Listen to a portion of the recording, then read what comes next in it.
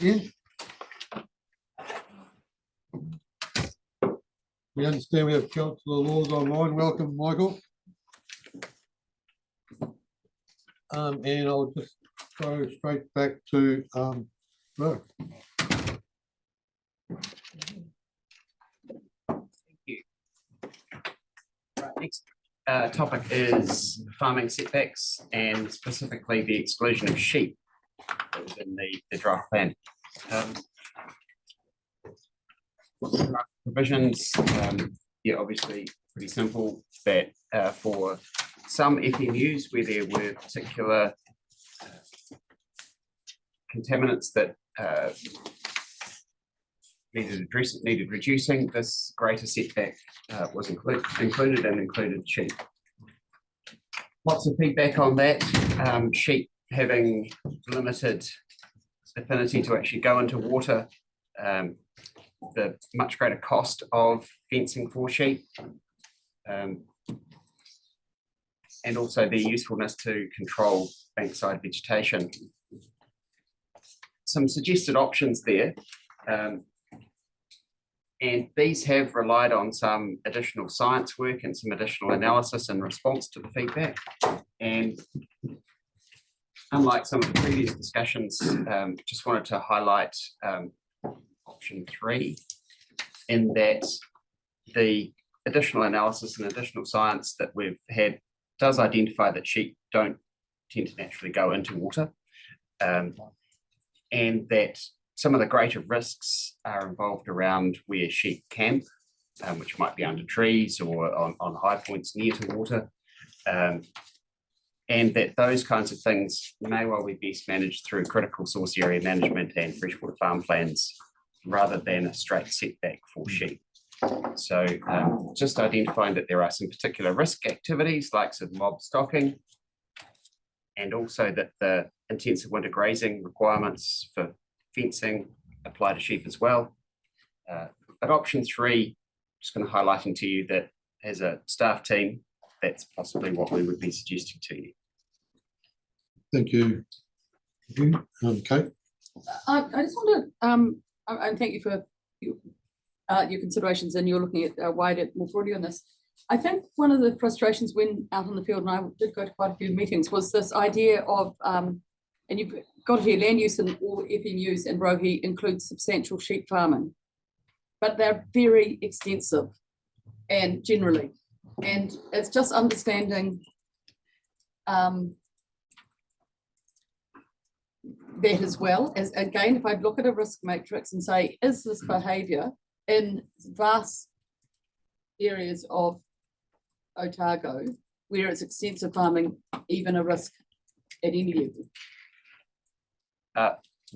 My apologies there. I think there might have been non-technical use of the language by the drafting team when they were putting together that the wording for that, and I think it was more of a lot of sheep grazing or a high proportion of sheep grazing rather than the extensive sheep grazing as in that style of farming.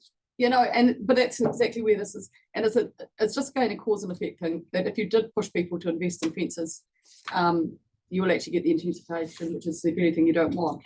And I'm going to go back to the tenure review days because I was lucky enough to farm in an area before tenure review, and it's that process that sometimes best of intended policy drives to the worst outcomes because it actually changes the whole balance of a property. So I'm delighted to see the changes, but I think that we have to use it as a marker of some things we may be driving. We may have been considering the policy that would have actually driven the worst results rather than the better. Thanks, Kate. Anybody else? Brian? Gary? Can you just Brian. remind me what I may have missed the existing framework is? Is it the previous slide again? That was on the previous slide where it was all livestock, specifically including sheep, to be fenced back by 10 metres. In certain areas. Yes, in certain FMUs where there was lots of a high E. coli signature. Well, on low slope land of 10 metres from the beds, rivers, over 1 metre, 3 metres from. Okay, so it reduces from 10 to 3. For the smaller ones, For yes. smaller rivers. Thank you. Thank you, Brian. Gary? Definition of mob stocking. Yes, that's something that we would have to clarify and define it more precisely. Certainly, break fed would be one criteria. Whether it's a stocking rate, we're going to get some technical advice on that if that's the direction you want to go.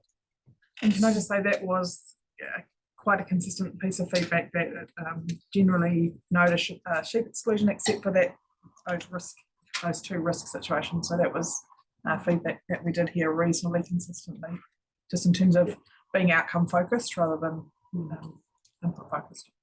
So a 4 hectare paddock with a creek in the middle of it and 1,500 ewes, culvert across the creek. Is that mob stocking? I don't actually, sorry, I don't know if we can specifically answer that necessarily until we know the direction and then we define it. We haven't defined it. We're just saying that that was some of the feedback we heard, that it was a risk activity. And if that's the direction that you think that we should go down, then we would look to do that. But the 1,500 ewes are in that 4 hectare paddock. They won't go in the water. If they're being break fed through winter, then I would agree that fencing, temporary fencing around the creek would make sense, and you would break feed through the paddock. Yeah, so Gary, just on that, I think we are starting to think about defining mob stocking or a proxy for it. But the key thing is looking at length of time, number of stock units, and the potential amount of feed they're getting through. And with those three things combined, we can probably come up with something that is sensible. But just to your point, if you break fencing over with a significant volume of dry matter and keeping a significant number of stock in there for a long period of time, you are likely to see effects, and you are likely to see movement across water, or at least significant deposition of fecal matter and other bits and pieces that could make their way into water or could present a risk. But we're still working through that, and it's obviously based on feedback from, and I think this is one of those spots where we got good feedback from farmers who are suggesting that, look, don't make us fence everything, but there's a couple of areas where we can see that this would be beneficial. So now we just need to figure out what that number is, and how to make sense of that. But your example is right. 1,500 years for a short period of time might not be an issue, but there probably is another way to put a number of days on it or something like that as well. Yeah, and a rotationally grazed system, I wouldn't believe it would be an issue. And okay, I think you're arriving at common sense. Thank you, Gary. Gretchen? Just wondering if, excuse me, there might be other provisions in the plan, like the current one around like slumping of banks or stuff like that, that might capture, because sheep, yeah, agree, we don't want to capture things that are not a problem. But sometimes you do see sheep that aren't intensively mob stock. They see slumping of banks and erosion, and the stream gets pushed in, and just whether there might be something along those lines or not. This would be the only place where you would capture effects of sheep.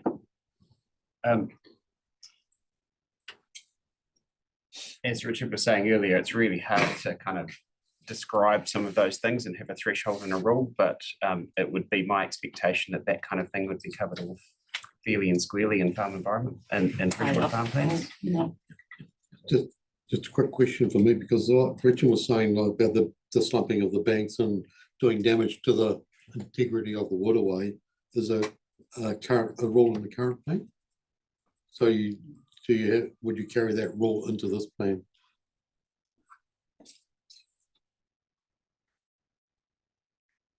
We were not, as we were drafting these options, we weren't looking at dragging that through. But if you think it might be a useful one to bring through, then we'll certainly put that in the mix. I know that a lot of those rules tend to have some compliance and type issues with them. I agree with that. It just sets a direction, though, sets a standard that can then be monitored via freshwater farm plans. But, I've got Elliot and then Kate. Yeah, option 3 seems like an obvious choice. I'm just wanting to make sure that we have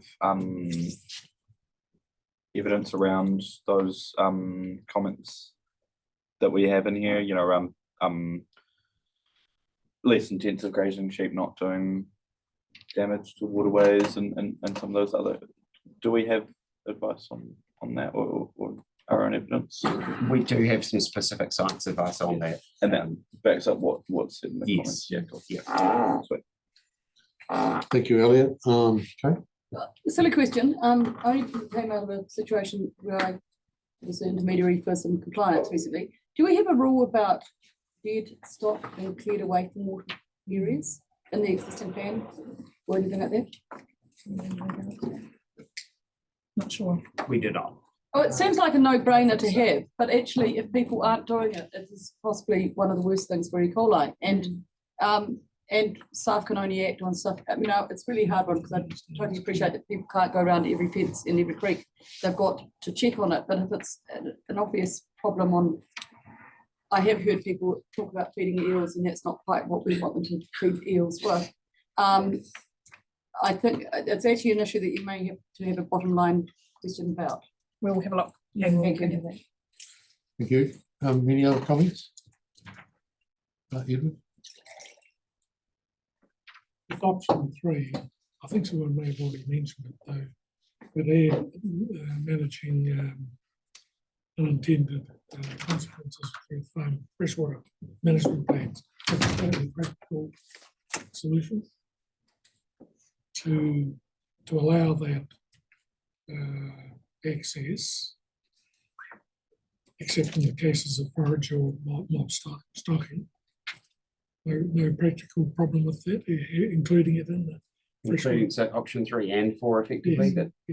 Yes, That I think that makes sense. This certainly, you know, we started the earlier conversation about freshwater farm plans with a view that you might want to reflect on how they're used as we go through these ones. And if that's certainly something that if you want to specifically include it in there, I think that would make sense. Thank you, Edward. Brian? just that, I mean, what it says here is that, you know, we're firms that there are typically E. coli issues. And I think in some ways we overcomplicate it. You know, we should just have a fence that stops cows, sheep, or whatever. Maybe the fence needs to be in the same position for forestry. I don't know, it's one simple rule. But so what's wrong with the current rule? So 3 meters and 10 So the meters. feedback we got that then the science team have done some more work in is that it's unnecessary the way that it is. What's The unnecessary? rule, the way that it is, that excludes sheep, except for in option 3, those 2 high risk examples is that's an unnecessary rule. Are we just presenting you the feedback and the work that's we've then validated? And again, we're just taking your direction, and if you want us to continue with it, then we will. But that's our position and why we preferred option 3. So in your report here where it says there's issues with E. coli, how are you going to address that? There's other provisions that will do that, and as Councillor Malcolm's talked about, freshwater farm plans, another vehicle to address some of those things. But the issues for E. coli aren't from sheep being in the water and going to the toilet in the water, and that was the issue we were managing, and that's not what we're necessarily. So there'll be some overland flow issues, but they can be managed I otherwise. suspect there's a bit like, you know, the sheep are able to get to the waterway and the odd one dies in the waterway, you know, because they're able to get to the waterway because there's no fence. Yep. So as So it wasn't council, actually about killing it, we it's can. about dying in it. I don't know that wasn't the justification for the rule. No, I'm talking about the justification of the rules, I'm about the consequence of the rule. Okay. And we can address that through a permitted activity standard that requires, I don't know, something. You can have a look at it anyway. But, Thanks, Brian. We have Tim. Look, I think this is a great response to the feedback that we got through our consultation. I've very seldom come across sheep dead in the water, and sometimes they fall in. But it's not an issue, it really isn't. And I think that being flexible enough to be able to take the feedback and place less demand on farmers for fencing off these areas is actually a really good thing. I'll be fine for either option 2, 3 or 4. Option 1's out as far as I'm concerned. Thank you, Tim. Anybody else? I'm very much in line with option 3 and 4. So I exactly, my one would be discussed was about the bank disturbance. Another one is the definition of mob stocking. So that definition is still to be confirmed between now and whenever. So and even though you can have that definition in there, still have it through your freshwater farm plans that stock exclusion be considered through farm environment plans as well. I probably disagree with some people who say that sheep do not have an impact on waterways. I'm probably in disagreement with people who say the sheep don't stand or pee or poo in or close to waterways. It depends on your, at the end of the day, it depends on your intensity and your area. But that's just my thoughts, because I know my own farm. Thanks, Brian. Sorry, I'm just a little bit unsure. If the science is saying it's not an issue, where does it say that? Have I missed it? Because that's obviously a significant statement. I don't think it was actually. So it'd be overly simple to say that it's so the science says it's not an issue. I think if you take it back a step further, this is like any one of those other setback conversations we're having, and that each step that you take provides a greater level of rigor or reduction in nutrient loss or E. coli loss on a continuum.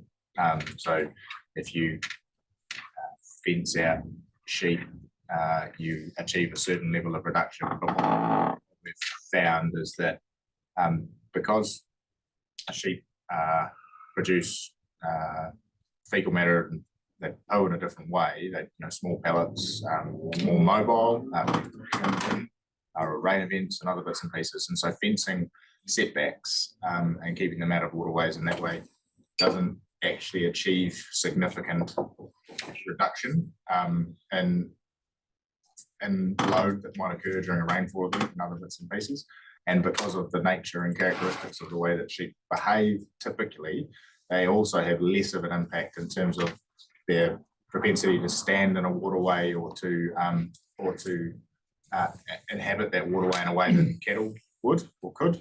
And so it's again, the science isn't unequivocal and isn't super clear, but on balance, what we're suggesting is that a setback and fencing at 10 metres for sheep isn't going to provide the same level of benefit that cattle, that fencing the same setbacks for cattle would, and likewise it's likely to cost a lot more. So your cost benefit ratio is much lower.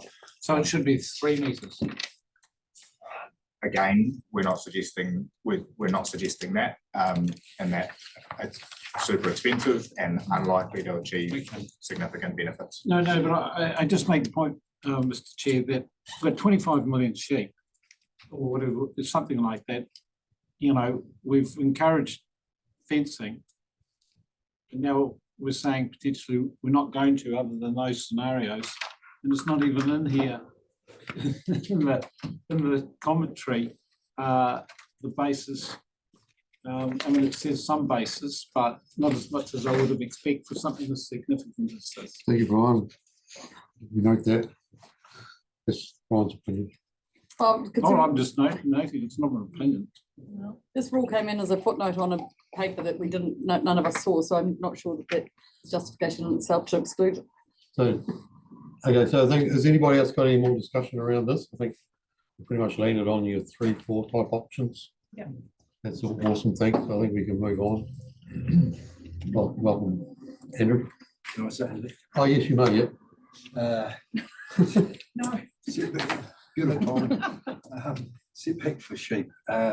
So we're dealing with the whole package right now in terms of So setbacks. where we've just landed is option 3, which is no setbacks except for those 2 high-risk areas and then enabling access through freshwater farm plans. Is the Oh, yeah. direction from Taylor? So we covered off the fencing. That's next. Next. Oh, sorry. It's Thank you. time, you're right on time. Sorry. It's unusual, we are. Have a look there, Andrew. Yeah. Andrew, have a look. That's enough. Right, so the next topic is this 10-meter setback and the transition time for existing fences. This again, given the previous discussion, this would now only look to apply to mainly to cattle and deer, pigs. But it's essentially requiring this greater setback where there are, in those FMUs, where there are particular E. coli elevated levels that need reducing. So that was what the draft provisions were. We got quite a bit of feedback on that, both on the size of the setback and also transition timeframes, a range of technical things about where to measure from and things like that. And we have put up there some suggested options for you. Again, this relates back to some extent to the freshwater farm plan conversation that we've been having, as that is one of that's option 2 there.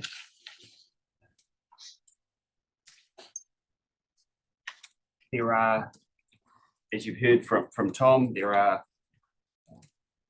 benefits, but reducing benefits with distance. So if you are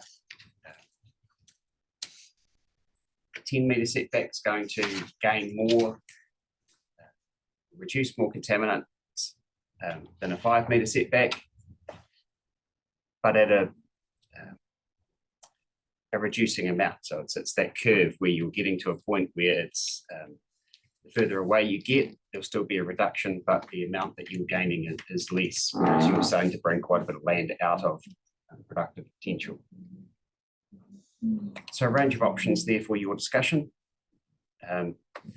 Bearing in mind that you've had this conversation about freshwater farm plans and also about sheep. Thanks. So I have, Matthew, sorry. So I have questions Comment. or comments here? I'll just go straight to discussion.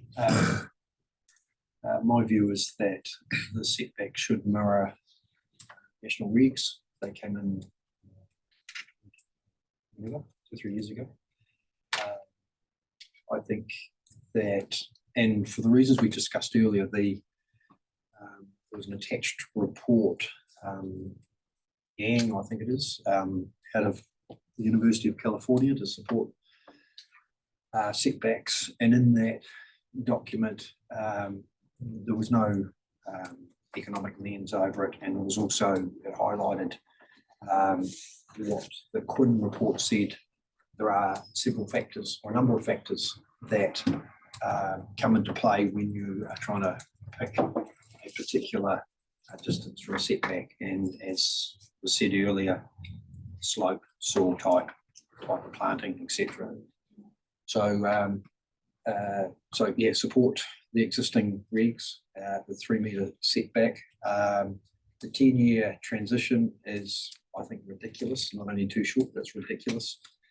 My view would be if a fence had been established that meets the current regulations with stock exclusion, it should be left there for its useful life.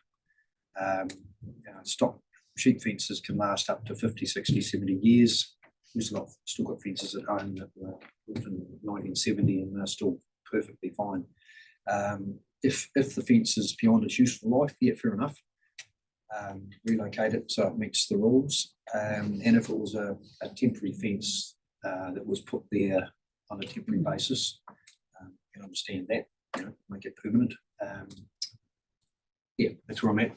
Thank you, So Andrew. that's- so option 3 is that. So if it's there, it stays there. But if you're putting a new fence in, then it complies with the requirements. Thank you, Kevin. Kate? This may be a really dumb question, and I think they're excluded, and certainly the government, the new government's indicated they may be doing something different anyway, but the question is there any way where deer and pigs especially are seen as a huge, sorry, feral deer and feral pigs are seen as a huge issue, whether that be in forestry or in dock land, that we can actually have a rule about that, those being fenced out, where there's actually an issue with a waterway. I appreciate the government doesn't go that far. Can we go further if there is a need? So we're just talking about that currently the RMA doesn't bind the Crown, so we couldn't. Well, well, sorry. So forestry, I presume we can if there's a need, because there's we can't be softer than the NFS, can't remember which. But we can be harder if there's a requirement or if there's a demand. I just But know we'll this. look into it. We'll look Yeah, into it. I just want to put it out there that there are some dockland and certainly some forestry where these problems are so big that and having an effect on people's attribute states that they should be able to be required to be managed. I do think there'll be a different approach. I think the answer for dock estate will be no. It might not be no for privately owned land. So we have that as a come We'll have a back look at that. Yep, I've been thank wrong you. answer for that one. Yeah. Yeah, Could be wrong again. but I don't think you're meaning, Kate, the farmer needs to fence his waterways to keep the feral stuff. No, out there. it's about the Yeah, You're yeah. keeping them on their other Yeah, side. yeah. Thank you. Which is why the challenge. Any other commentary here, Gary?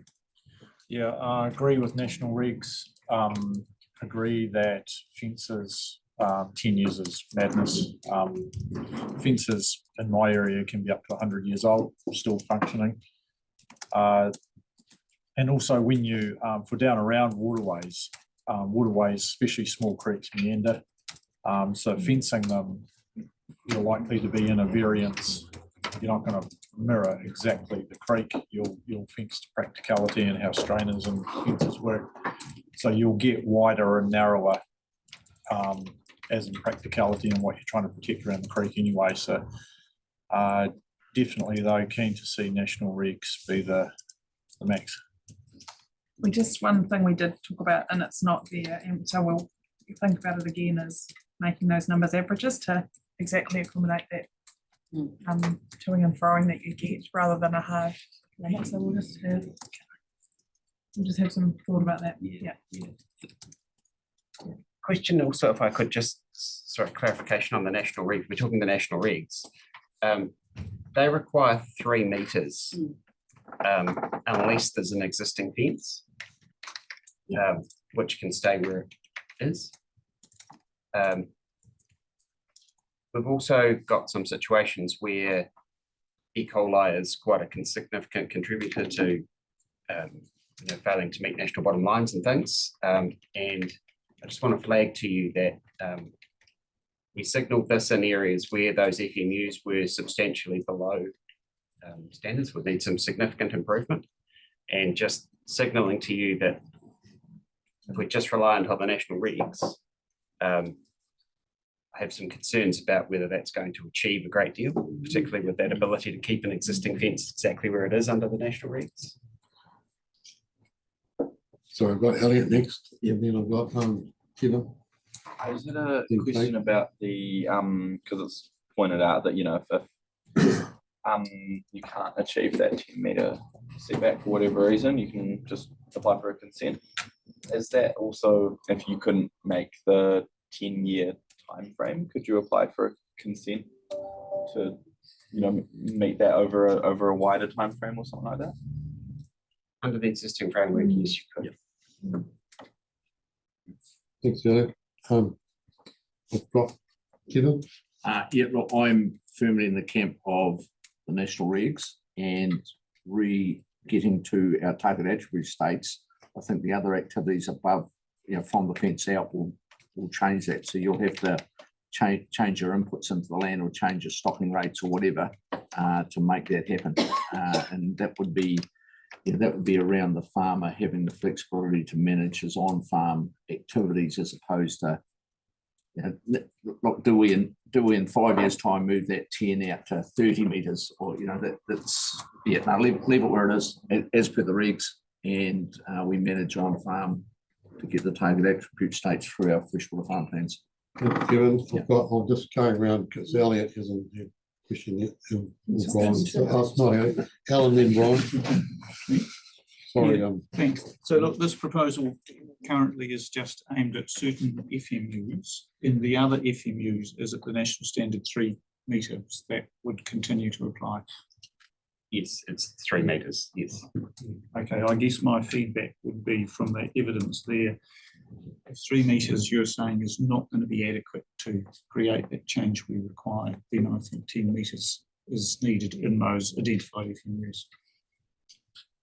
As for the time frame, I'm unsure.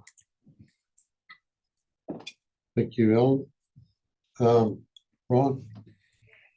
I mean, it says if land less than 10 degrees, 10 metres is recommended to reduce nutrient and other contaminant loss. This is studies show can runoff with flood setbacks decreases between 5 and 10. I'm a little bit confused by that. And, I mean, is 10 metres the sweet spot? Is it? From a science perspective.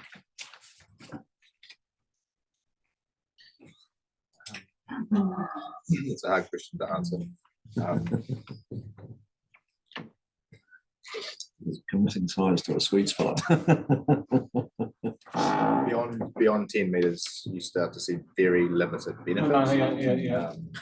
Let's not talk about that. I'll start there. Your sharpest increase in benefit, the steepest part of your curve occurs before 3 metres. You get a moderate flattening of that curve after 3 metres up to 5, and then from 5 to 10 it's relatively modest. That's probably all I can give you. Yeah, one thing I will say, Andrew and Gary said the same, that if you put a post in at 3 metres, the time you do it in a straight line, there's going to be a lot of the fence is going to be more than 3 metres.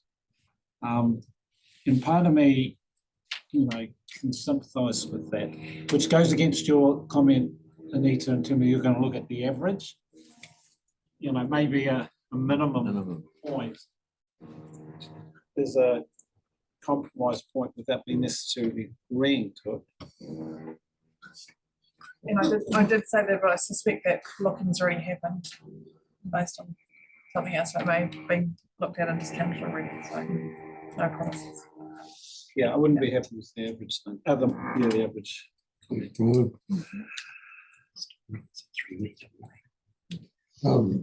have Tim? Just in regards to rivers that have a Queen's chain on it, the fence, if it's within 3 metres within that setback, maybe on the Queen's chain, is that correct? King's chain now. Oh, the King's chain. Yeah. The King's chain. Okay, well, it's his chain now, but yeah. All I'm thinking about is access onto that marginal strip. So I can't give you an answer there. We're looking at it sort of from an environmental perspective in terms of that setback for water quality protection. And the rules at this stage don't differentiate as to who might own that piece of land. Okay. Thank you. We've got Kate and Elliot. I'm slightly confused reading this and hearing some of the discussion. Depending on the quality of the water, and it's high E. coli at the moment, are you suggesting something may change, like might be 5 metres?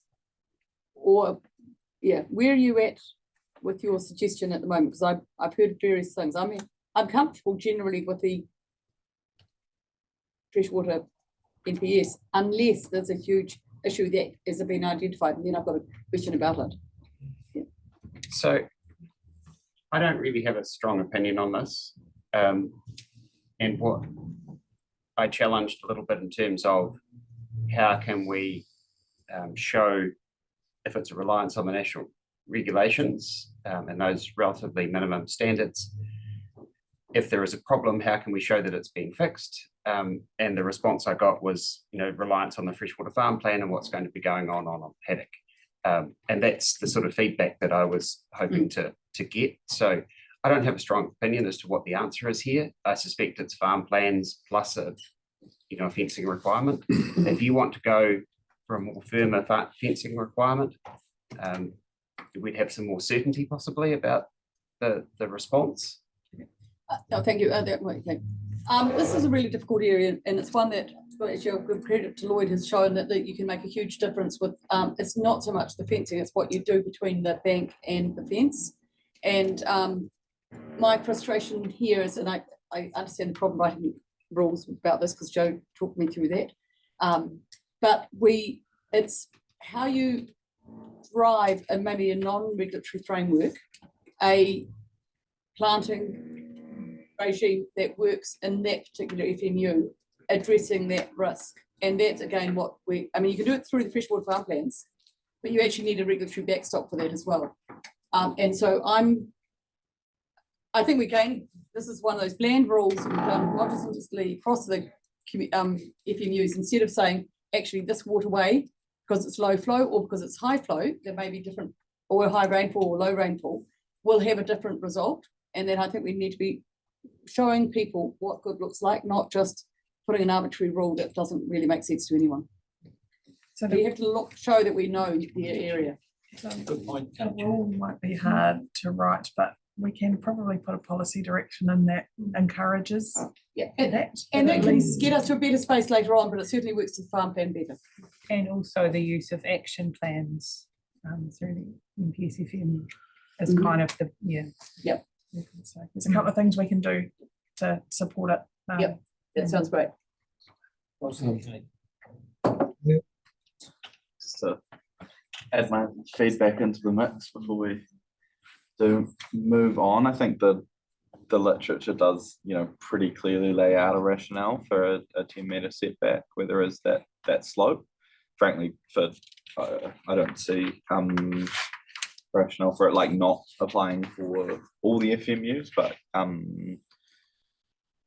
to achieve the bottom lines that we want to. I do totally sympathize that if you've just laid down a whole lot of fence, it'd be a massive pain to relay that. But personally, 10 years seems like a very long time for me. I don't have any insight to that process, so happy to be corrected, but half my lifetime feels like a lot of time to lay that fence. And I'm sure there are others in the community who has got some fencing for him to try this out. Save up the money to do it. who might not want us to lay that long at all. Thank you. Send me up there. Anybody else? I've got a couple of comments on this one from myself. First of all, not question, but that's what. I have some issues applying it on an FMU basis, and I understand there's areas where you need some margins and wider margins, but it's really hard to apply it on a whole FMU basis margin, because take the Taieri FMU for example, you've got extensive sheep farming and flat country up in the upper areas, and then you come down to the intensive farming on the Taieri plains or around the Milton area, completely different. So, and you've got to be really careful. It's easy just to put in one great big rule. I just wanted to talk about, I can talk about two little examples, because you got to be careful you don't just take the easy road out, which you might be. So in my area, we've been doing water quality testing for a number of years, since 2014. There's one little stream that has always had E. coli issues, and quite significant E. coli issues, and got to the stage where it got to me where I was going to say that not an E. coli is going to come in any higher like that again. I'm going to do some check for birds or find out what's going on. So anyway, and that was 3 years ago, and since then that creek's been fenced. It has been fenced based on 3 meters, but it will range from 3 to 5 and stuff, depending on how the waterway flows.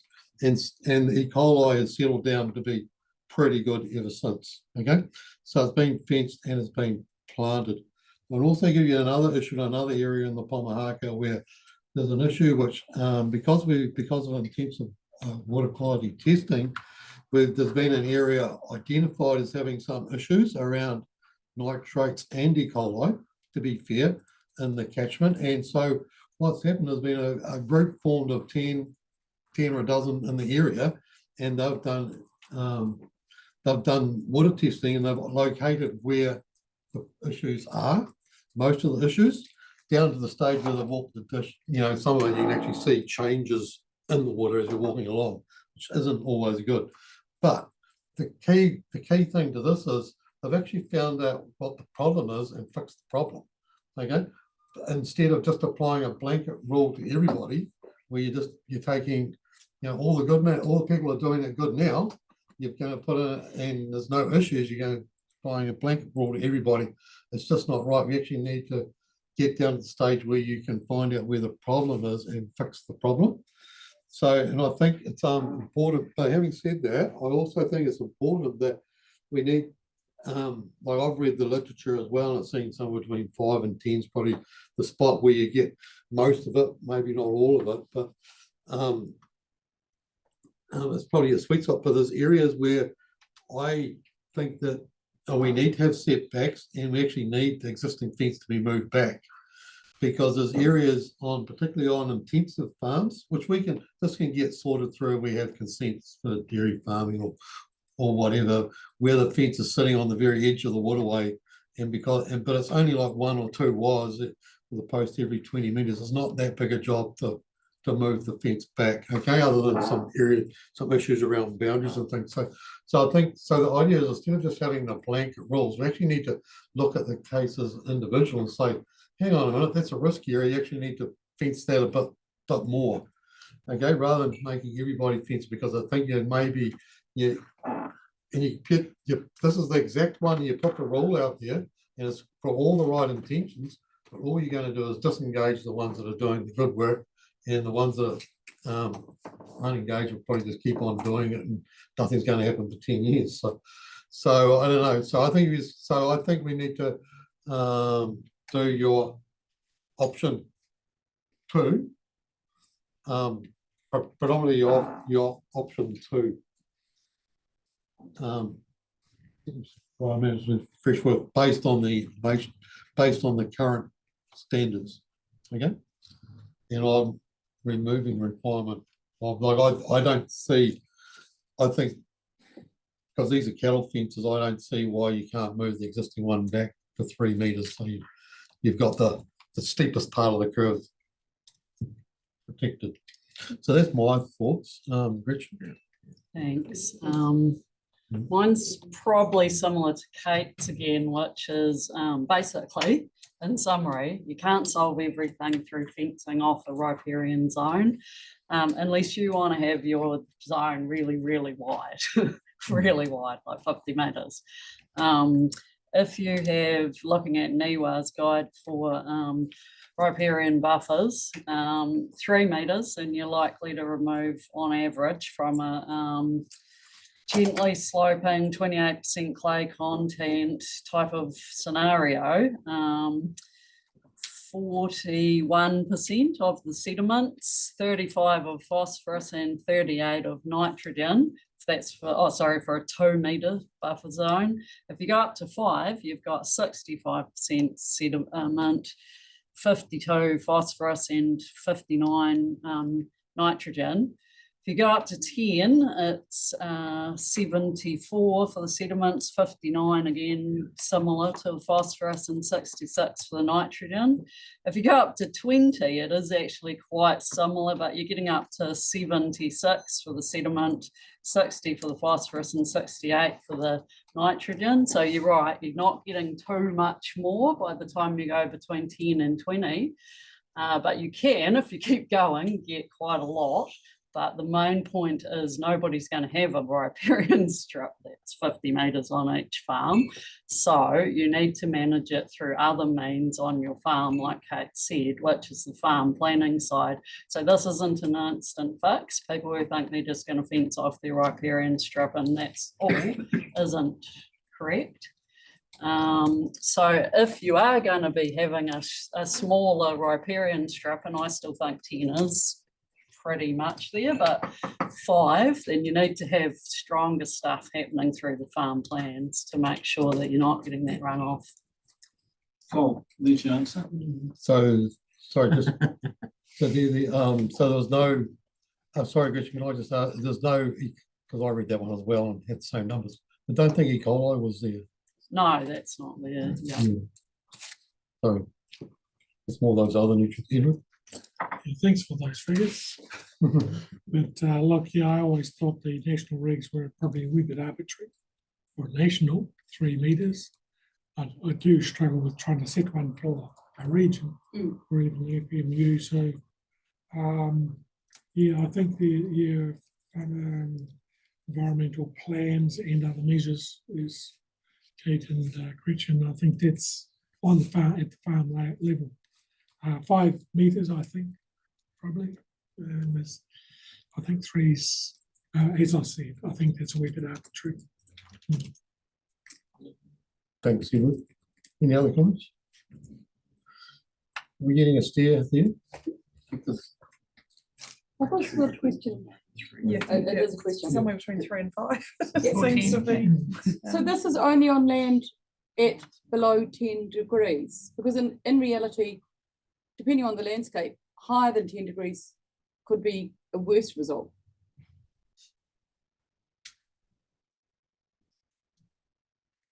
Yes, it could be. Again, we're looking at reflecting the national regulations in terms of low slope land. Yeah. With a view that higher slope land is both more expensive to fence. A lot of the water bodies tend to be smaller, and the stocking rates tend to be less as you go up in slope. So I think that's kind of the risk profile, is that this lower slope land is where the highest risk profile is. Low slope has less.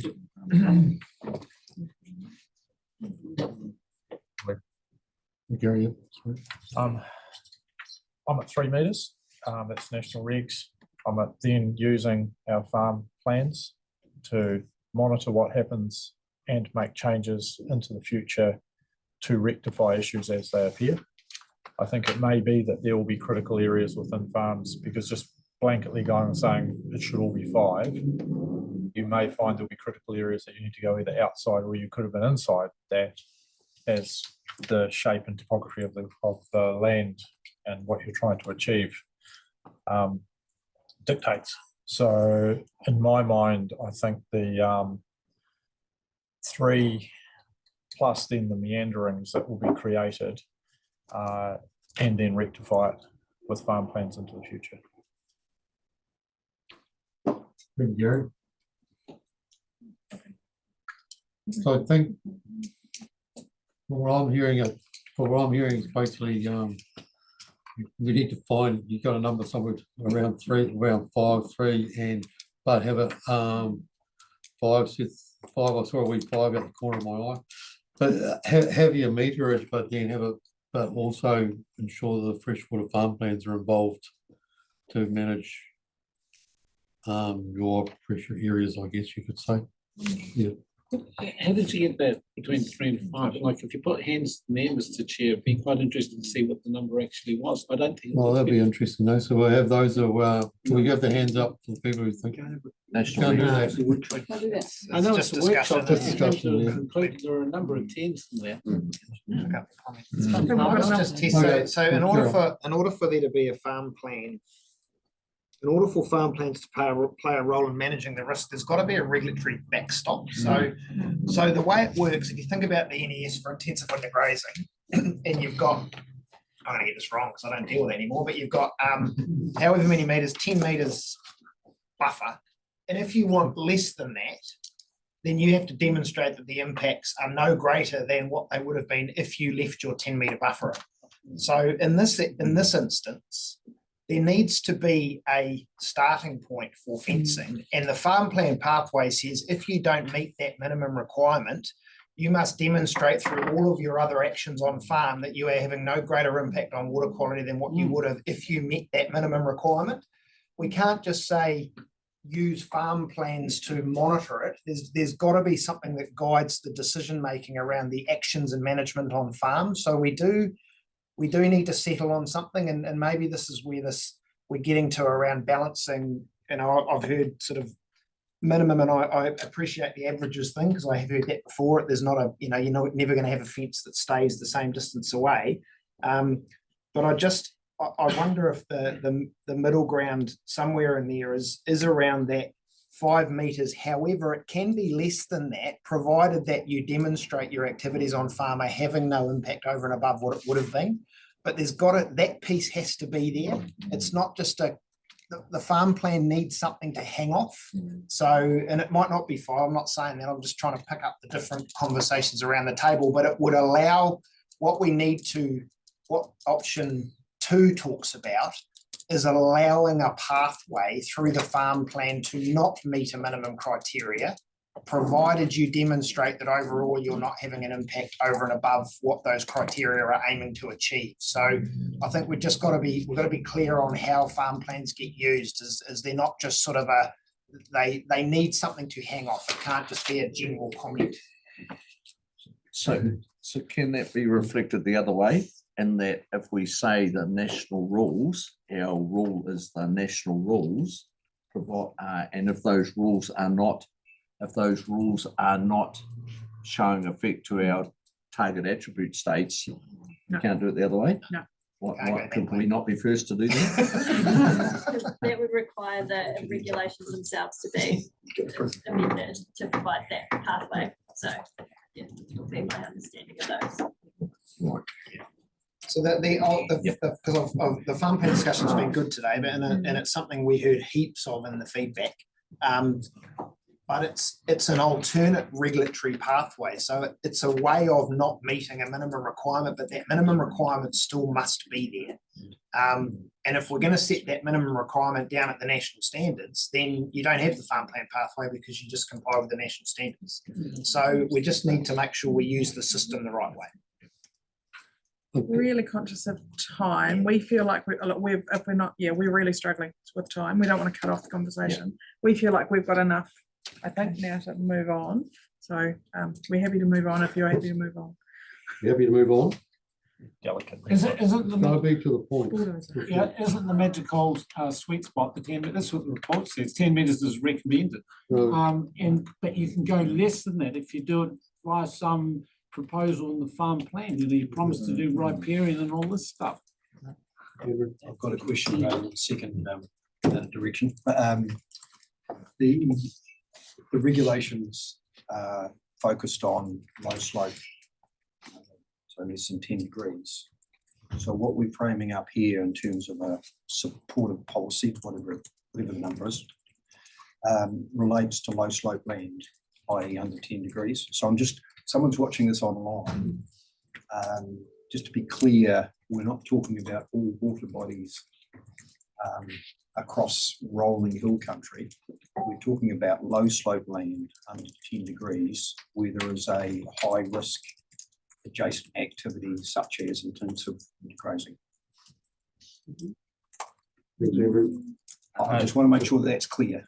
So the national regs set the 3 metre setback on low slope land for cattle, pigs and deer, no matter what they're doing. The National Environmental Standard for Freshwater has specific provisions around intensive winter grazing, and I think that's a 10 metre setback. I think, correct me if I'm wrong, but it has a greater setback for intensive winter grazing. So although you talked about 2 different things there, and that also applies to sheep as well for that under the freshwater. Okay, so over and above 10 degrees, any activity, above 10 degrees are those water bodies that meander through above 10 degrees captured in these rules and in the national rules.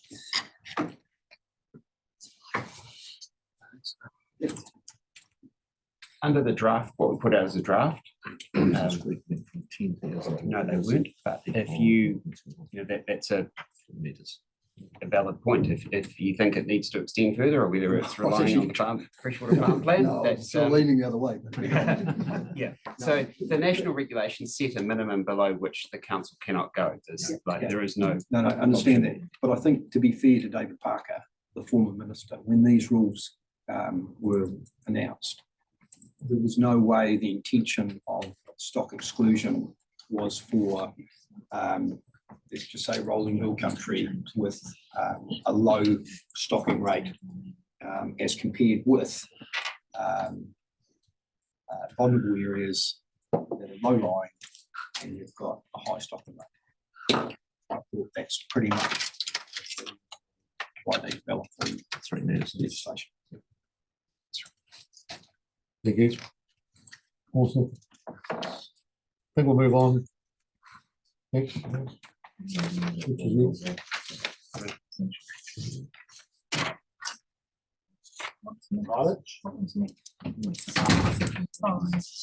We're gonna. Okay. We're gonna try and do this quicker, even though it should be still liners online. You wanna, yeah, intro, thanks. Okay, can you hear me okay? Very well, thank you.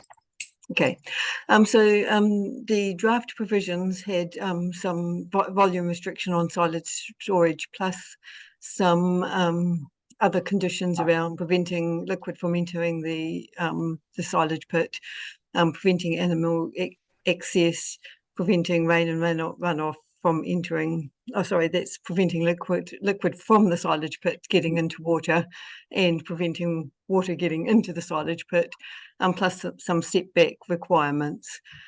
So the feedback that we received was mainly around the volume, and basically said that it's the leachate and the location that's the issue, not the size.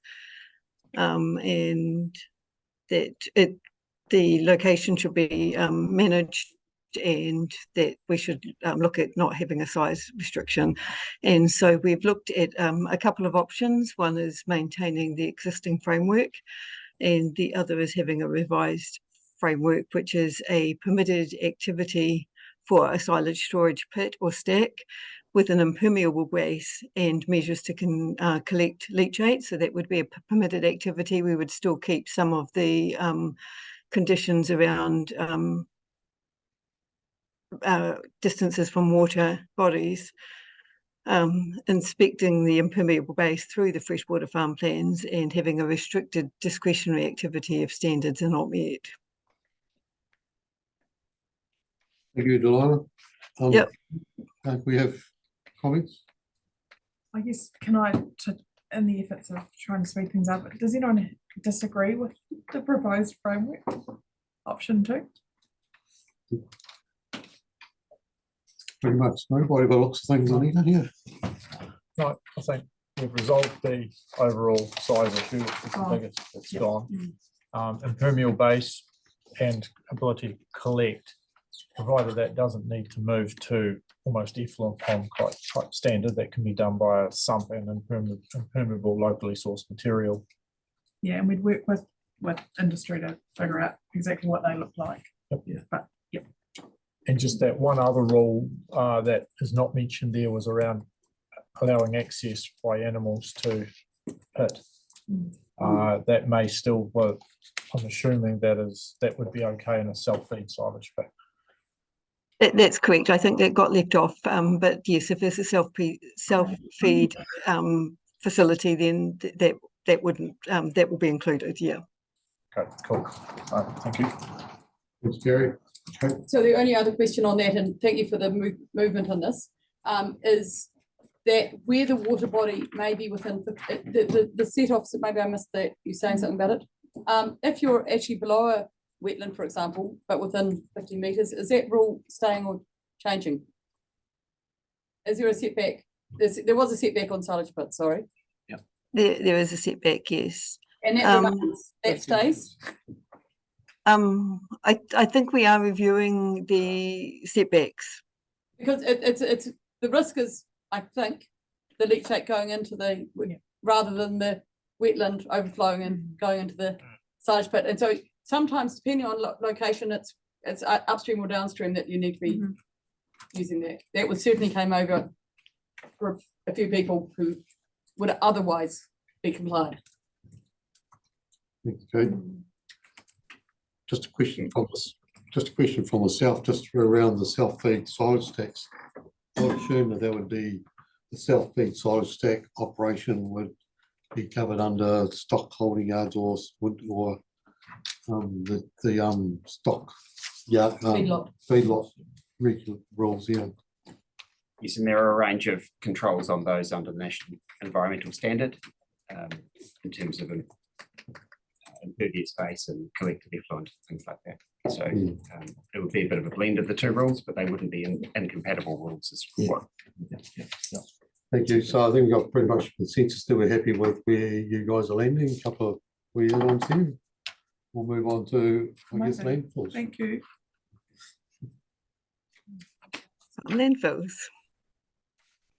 So we have again some conditions around that, and we put in that farm landfills would be a permitted activity as long as there was no local authority collection and the farm was 50 kilometres, less than 50 kilometres from the nearest transfer station, plus some other conditions.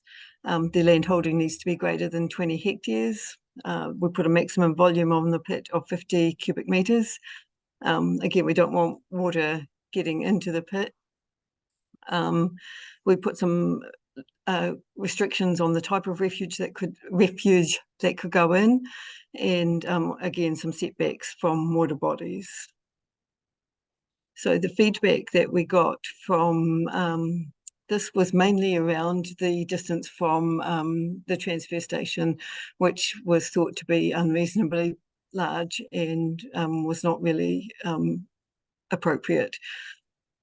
So we came up with some suggestions where we either remove or reduce that 50 kilometre separation from municipal council sites, but we still do not enable farm landfills where local authority waste collection is available. Those are the two options. The other option is to remove the requirement for separation of waste types, particularly offal versus general waste. So I'd be interested to hear what the feedback is on that in particular. Thank you, Donna. Okay. One of the concerns that I heard were about this was understanding where people would put, when they have to pick up their fences and move them maybe, fence material, which is, so you move a fence, often you either use it with a digger or wind it up, and you've got a lot of matter. That isn't stuff that generally would go to a landfill or a municipal landfill. And it's those types of waste that I think was lack clarity of whether that's general waste or farm waste or something else. Yeah. Same with concrete, same with a built expert, and that I think is really important to discern or to understand how you're treating them differently. So are you just asking to be clear about what's appropriate to be put into the landfill and what's not? Not so much. If I rocked on up to Middlemarch's transfer station, and I'm not quite sure if option 2 is a transfer station or a council site, I don't, with my 50 metres of fence that I've got wires and concrete posts or wooden posts attached to, I don't think they'd really want me to sue me. No. So yeah, you're right. Yes, some of the feedback did say about not all municipal landfills accepting farm waste. So, yeah. A municipal system is not really suited for farm waste, is what you're saying. Well, yes, it's what is farm waste and what is general waste and what is... Yeah, if you've got town collection, so I have town collection at my farm, but I'm not going to put much of what I would put in my farm dump into my wheelie bin because it will squash it for a start. It won't fit in the lid Yeah, so the likes of a scrunched up old fence with a digger can really only go into a farm landfill. Well, it's just a lack of clarity, because I think the definition of offal versus general waste is completely Like a unhelpful. separate hole for offal. So a separate hole for offal itself, because then what used to happen, you put timber and other old wood or whatever because you burn your offal bin. But if you can't do that, that helped burn it. But then now, you can't do that, offal goes in its own hole. I thought you could still do I'll just, I think, yeah, that's useful in terms of the farm landfill, that's helpful. Thank you. I've got a question. My question is, it doesn't seem to be an option. It doesn't seem to be an option which takes away the requirement of using. It doesn't seem to be an option that just says a farm landfill is allowed based on a set of criteria and it doesn't have water in it and it's away from waterway, etc., etc. It doesn't. That option doesn't seem to be there. Is that right? That would essentially be option 1 or 2 would do that. One or two? Well, I mean, and 3 actually, and 4 actually. But it's just about so I guess we've just focused on the things that we got feedback about. And Delana, do you want to take over? Oh, sorry, I don't understand that because it says you've only got the existing one is the draft is 50 kilometres away from a ramp one. I suppose option 2 is the same, but I'm sorry, it's probably option 2 is you take away the 50 kilometres one. Yeah, so that's right. So all those other rules about farm landfills will apply across these options. Yeah, so option 2 basically is allowing landfills, with set of permitted activities. Yeah, so there'd still be the net maximum volume, there'd still be the runoff, etc. So that rule except for the top point.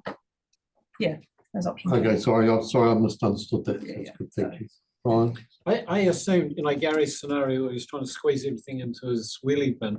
I assumed that there was an expectation that he'd have to throw it in the back of his truck and take it to the, I'm not going to get involved in the argument, but if it's less than 50k, that's what that's all about, isn't it? So if you can't squeeze in to come up with a distance where it's acceptable not to take it, they may not take it. Sorry, They won't take it. They won't take it. Why wouldn't they take everything, don't they? Well, in that case, then you would, like, if therefore the local authority collection's not available, like it's, you can't take it to the dump, so therefore you can put it in your landfill, right? In Dunedin, they'll take. Do you mean farmers won't take it or the landfill won't accept it? When you say they won't take it, what does that mean? Okay. Does that mean people won't do that, or does it mean that It means both, I think. one Not people every won't do landfill it? takes everything, or not every municipal system takes everything. Okay. So you're setting up a rule that farmers. Oh, yeah, and I'm just will trying to do. clarify what they won't take it means. Yeah. And One so at a it can time, mean guys. both. Gary, you finished it? You've got Alexa? I'm wondering if the wider issue here is how farms are dealing with waste. And so how are we looking at that? For example, does offal end up in the same place as, I don't know, scrap metals, which is a really bad idea. And so is that what we're trying to control here? Is that what we're trying to do? How we actually deal with waste, full stop? Or It's fresh water. yeah, I know it's fresh water, but it's, you put organic and inorganic together, you end up with leachate. Is that what we're trying to control here? Or what? It's leachate and what's going into the pits. And just a reminder that the way that the RMA works with things like this is if we don't have a permitted activity rule, then it requires a consent. So this is trying to find the structure that allows the right activity to go ahead. So if a flood go through the Wairika and wipes out 100 kilometres of fence, which is all put up at the right distance. I just thought of that. And so I've got 100 metres of this fence, which is because we thought we were going to have sheep in, so we put it at 8 wire, and I've got all this stuff. And you're saying because the Wairika is only 20 k's from Oamaru, I'm going to have to take all of that off every farm into Oamaru. Give it a ring So first. what we're saying is option 2 would remove that requirement. Yeah, but then that's, look, I'm just, I think the key things to me are exactly what Alexa's saying is what we're putting down those holes, what we're mixing in those holes, and making sure that we get that part right, because that fixes the damage to the environment. So I'm really struggling. Yeah, they just wouldn't look. It'll just because the whole of Omru now is by transfer station, and I just don't know where we would take it really. I might be wrong, but I know it gets discouraged that put it down the farmer's hole, but I'm talking good, clean way. I'm not talking. Yeah, I'm talking the right sort of stuff. And I think that 50K is just. I have to ring up. Yeah, no, I think they're just going to. 50K is the wrong part for me. I think that what we're trying to achieve is correct, but it's the 50K that just doesn't. And that was very strong at the Western Hall. All of them. Yeah. Oh, Yes, yeah. Oh, yeah, Lloyd. I think also a lot of, going down to the next thing, the option 4, I think a lot of the farm insurance programs are now requiring waste separation now. So I think it would be an advantage if we kept up with that, maintained it through. So I think, is anybody, any other comments? It seems that people are sort of, tell me if I'm wrong, but we're sort of like tending towards option 2 with pretty much option 2 with all the with the waste separation stuff included as well. Is there any comments on that? Is anyone, are we all sort of pretty happy with that? So let's move on, eh? So option 2, are we talking about removing the 50K separation? Okay. Just checking. Having everything else in. Yeah. Are we thinking about everything else? About the problem of waste? Well, yeah, that is in the rules anyway. By let's go. Option 4. There's an option 4. Don't you want option 4 in there as well? Yeah, well, it's already in. It's already in the option. The separation is included in the option 2, is it not? Yeah. I think it is. Separation is required. Yeah, it is. There's an option to remove it, but it's not staff's recommendation. Yeah, it's in there. It's in there now. Well, yeah, I mean, we did get a lot of feedback about removing that requirement. Yeah, there's I don't know, I'm happy with it in there, but if anybody's not. Can I just tease out, and I just want to make this clear because I think other people will be watching this. And Gary suggested that there's no longer burning for offal, which can be the most efficient and effective way to get rid of what can become a problem otherwise, especially rats and a whole lot of other things. Is it that you are not allowed to burn an offal pit at the moment? Just for clarity. Can we come back to you on that? Okay, and that's really good because if you are allowed to, then adding wood, for example, helps burn it better. And I just want to make sure that we're making intuitively sensible decisions on that one. So thank you. So we'll pass that one. Yeah, thank you. I've just got a response. You can burn offal. You can, yeah. Yeah. In which case you would need to be really careful that why you would be separating out some waste from offal. Yeah. But as you get closer into built-up areas, it's becoming far more challenging to burn offal. Yep. And so farmers in built-up areas like me are choosing to separate. Yeah. And then because I don't want to bulk my offal hole any more than what it currently is. It just at the moment can't be mixed with your landfill. Yeah, no, appreciate that. Okay, that's awesome. Good photos the other day on that. You got you're pretty good there. Say all good. Making limits for the Clutha Mata O, that's right near the beginning. Up to your thing. So now we're just moving towards water quantity.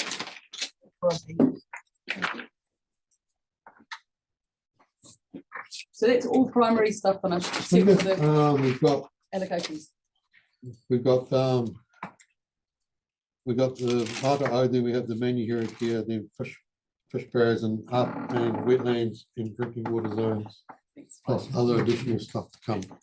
And So we probably still need to keep can it I on. indulge it before we go to the menu here? I've got a question on the Waikawa Iti. So we just doing the Clota Mata O first. And then we'll do Yeah, we'll do those and first, then yeah, we'll yeah, put it on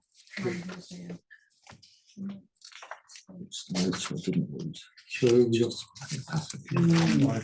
Does everyone need to stand up for a minute and turn around. We're gonna hit us or something? No, I'm doing reflecting that we've been sitting I right. was gonna have a spell after, I was gonna have a spell after this one.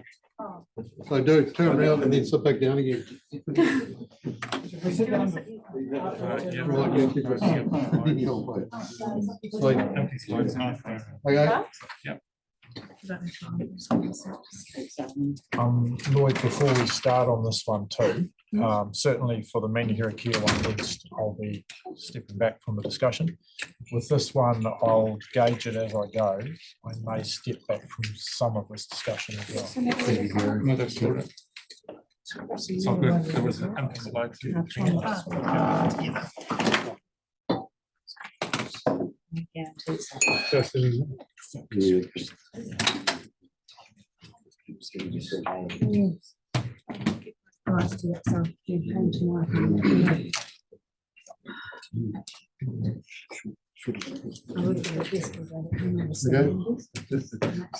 Hey, are we having a spell now? No, carry on. Can't afford two spells.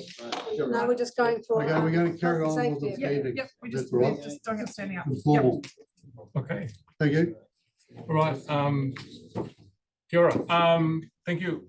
Moving on to water quantity. We've got three water bodies or catchments that we want to talk to you about. I also want to acknowledge Sam, who's somewhere there, and Jackie Todd, who's online, and they'll be assisting with that. We'll first start off with the Clutha Mata'ao. Just a little bit of context. At the moment, we actually don't have a management regime in the plan for the Clutha Mata'ao main stem, including the Hawea and the Kawara rivers and the associated hydro lakes. So there's no minimum flow or no allocation limits based on the assumption that there was always going to be enough water for that. However, there are a number of legislative instruments that manage parts of that system. There's a Lake Wanaka Preservation Act, which basically tells us that we need to preserve the natural state of the lake and part of the Clutha upstream of the Kadrona. There's also the Kawara Water Conservation Order, which seeks to protect certain values, recreational values, wilderness values, and scenic values of parts of the Upper Clutha. It is also a statutory acknowledgement area under the Naitaho Claim Settlement Act, which means it has implications for how ORC exercises its function under the RMA, so it needs to acknowledge that. We've also identified parts of it as an outstanding or a potential outstanding water body. And there's hydroelectricity generation as well. So there's the contact energy scheme on it. Interestingly, because of that, it's highly modified, and we can't really apply what we often refer to as the Hayes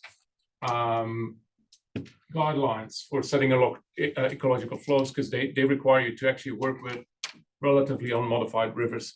The other interesting aspect of it is that there's an inverse relationship between flows and habitat. So the more water you take out of it, the better it gets, but only up to a certain point, obviously.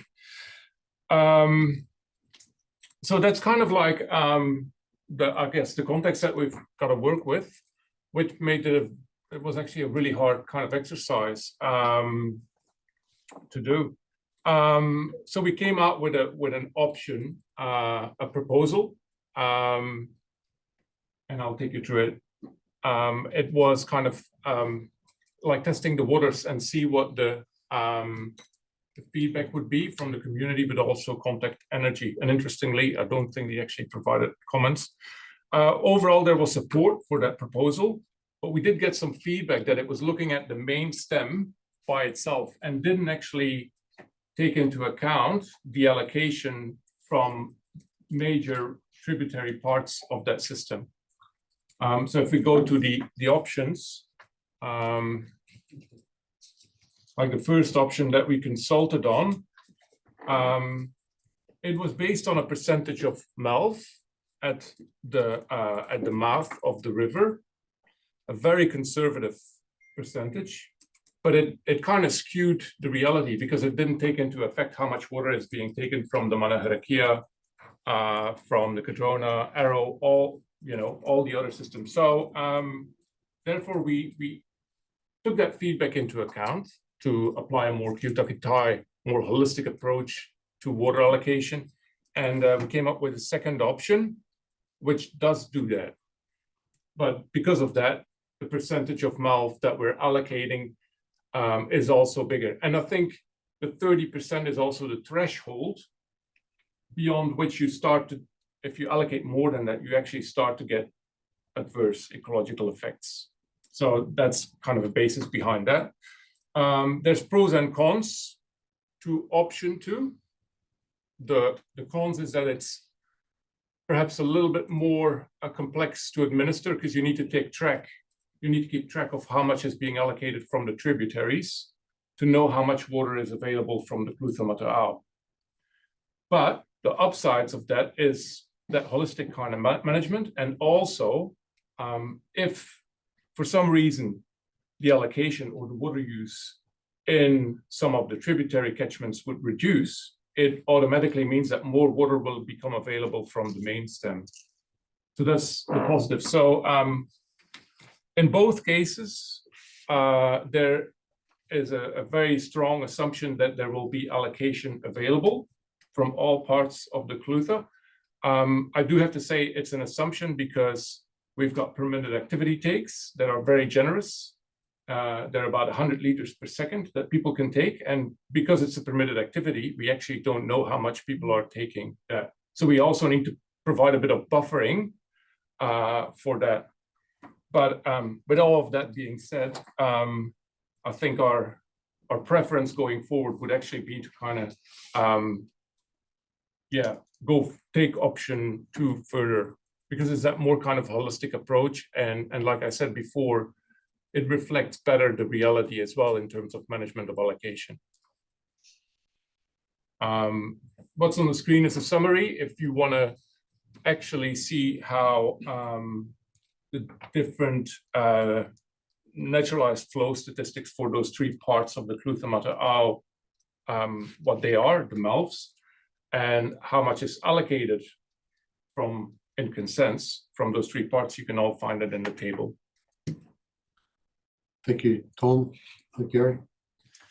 Tom, the extreme variances that Contact can operate their dams under, as in retaining flows back, and then so they can operate right down to, I think it's about, is it 200 cubics, that they can lower the Clutha down to and then bring it back up. Does that, because that's consented and the river varies on a daily basis down such big variance, does that have an impact on MALF? These are naturalized MALFs.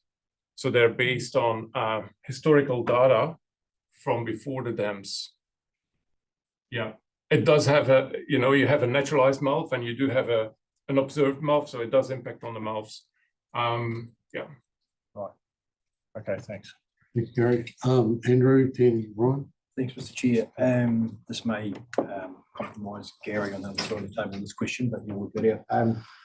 A number of years ago, we visited a site adjacent to the Clyde Dam where a newly established orchard was undertaken, and they had a tool to take from the Clyde Dam. I think it might have gone up that Dairy Creek around that neck of the woods. Yeah.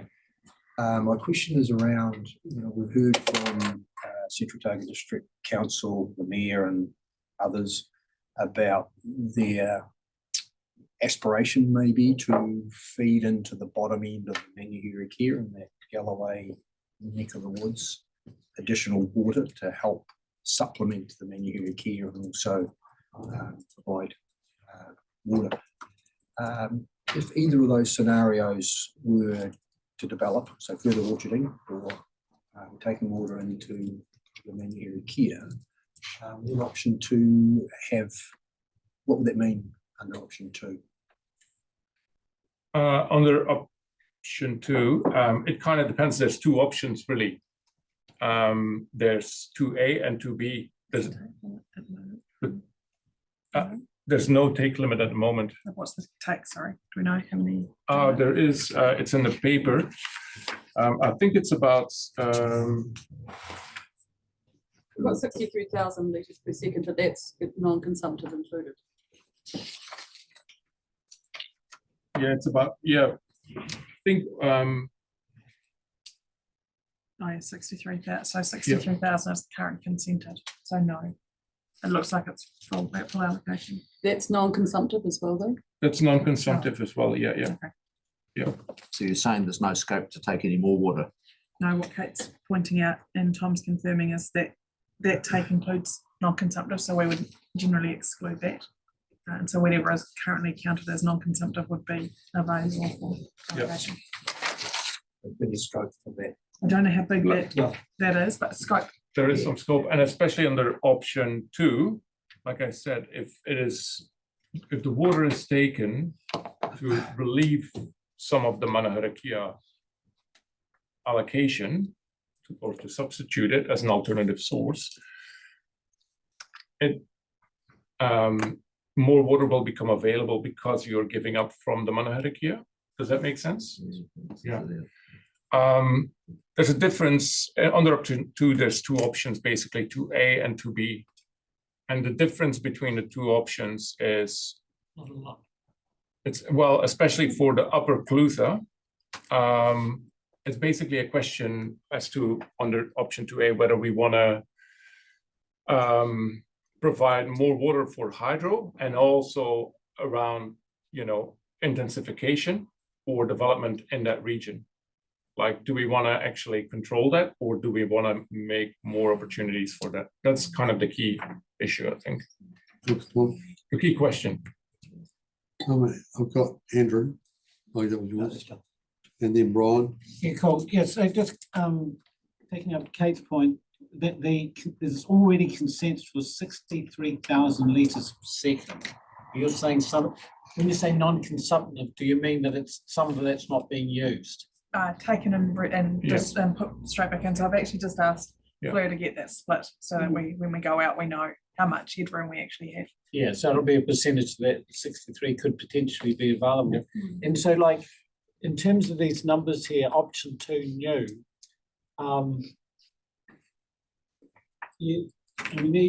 these numbers here, I'm a little bit lost because you're talking about taking in the whole catchment. We've come up with a bigger percentage of mouth here.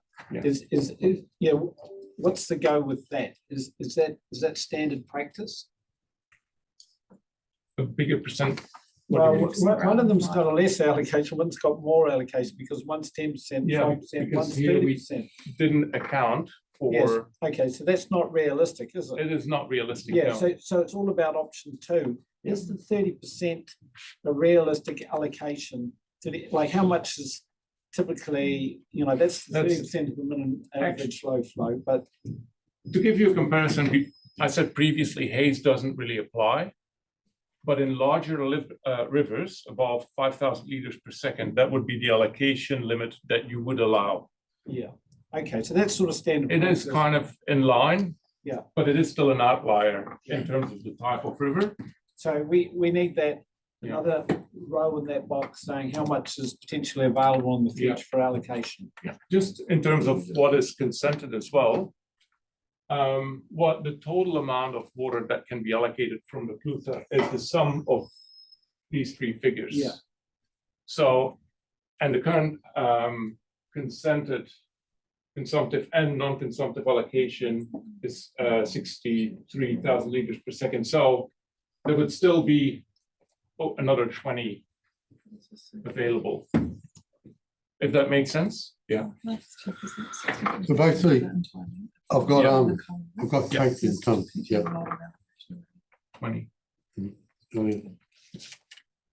So we're pretty much deciding between 2A and 2B, or at least we go back to option 1, but 2A and 2B.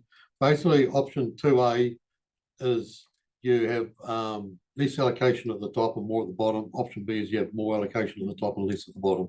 Yeah. That's pretty much the short side of it. No, we're not deciding either, but that's okay.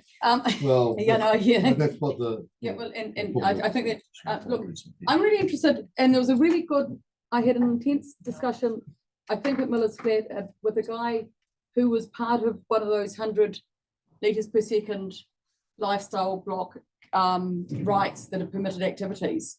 And I think there are a substantial number of those in this catchment. And the problem with that is there's not an easy way of capturing what is happening, but they work really, really badly as a collective. Then this guy had a water take somewhere, I think Gibson area. There were about 5 houses on it. They weren't playing ball very nicely, and he was going to go off and do an expensive bore because we didn't help as a regulatory framework actually getting all of those parties aligned and actually measuring what was happening. Is this making sense to you? Mm-hmm. Yeah. I'm wondering whether we have other tools in our toolbox that can make some of this make sense, make it easier for parties to play well together, but at that same time capture what is needed and what is taken. Because the situation that was happening there was a development was going ahead and he really didn't know if he was going to have any water left over for himself out of the scheme because there is no management of it. We've seen that. Yeah, and when it comes to future development strategies, a whole lot of other things, I think we could be cleverer. So those larger takes, like 100 liters per second, is something that we want to get rid of, and we've discussed that previously. And we will have permitted activity rules, but that large is not going to be possible under the new plan. So they'll be coming through for a consent if they want to continue those It's a kind household of water. quantities. Well, if it's for multiple houses as well, I would think they would apply for a consent. We've got some policy guidance as well that kind of encourages, people working together in terms of water use as well. Okay, it's an area that I think we could be really clever with and make pathways for. I'm just saying, and getting them up and happening before the land and water plan potentially. It's definitely an area that needs some help. And I think there's several ways to do it. So I'll leave it at that. I did have one other question. Thanks, Karen. Quick one, yeah. Yeah, well, it's not really quick, but I don't think they've got we've discussed it, or I've certainly asked questions before about hydrogen as a consumptive use, generation of hydrogen, which is a high power user and a high water user. Have we explored, or where is that as an activity, the production of hydrogen for energy as an energy source? Have we done any rules in this about that? So the plan is still a first in, first served allocation basis. So if there was allocation available, they would be applying for consent and it'll be assessed on a case by case basis. Okay, There's no differentiation at this point between activities. Thanks, Kate. I'll come back to the next one. Tom? This is more a technical question, and it's just based around, you were saying that you were using the naturalised mouth, which was the river prior to the dams on it. That river's got dams on it, and it's going to have dams on it for a long, long time. What happens if you used a unnaturalised mouth, taking into account the dams? Tom's going to take this one, I think. So different. I'm going to try and keep it simple. There's a different story for different parts of the river because they're dammed in different ways and used in different ways. But if I take a really simple example of there's a flow gauge at Clutha at Balclutha. We've used an experienced hydrologist to make an estimate of naturalised mouth, and to do that he calculated naturalised mouth based on quite a short flow record prior to Roxburgh Dam being built, which means that he's got a flow profile there and then can use the records that came after the Roxburgh Dam was built to extrapolate that and come up with a figure of mouth. Interestingly, naturalised mouth at that particular site is around 250 cubic metres a second. The observed mouth, so what we see today with the dams in operation, is around 200. So that reflects storage that occurs in Lake Hawea and through other facilities throughout the catchments. So that's how we go about that. We estimated naturalised mouth for Lake Hawea by matching flow records from both Wanaka and Hawea and developing estimates that way because Hawea was engaged prior to the dam being built. We've used a bunch of different methods to come up with numbers. They're not going to be perfect, but they're pretty close to good. The other thing I'd say is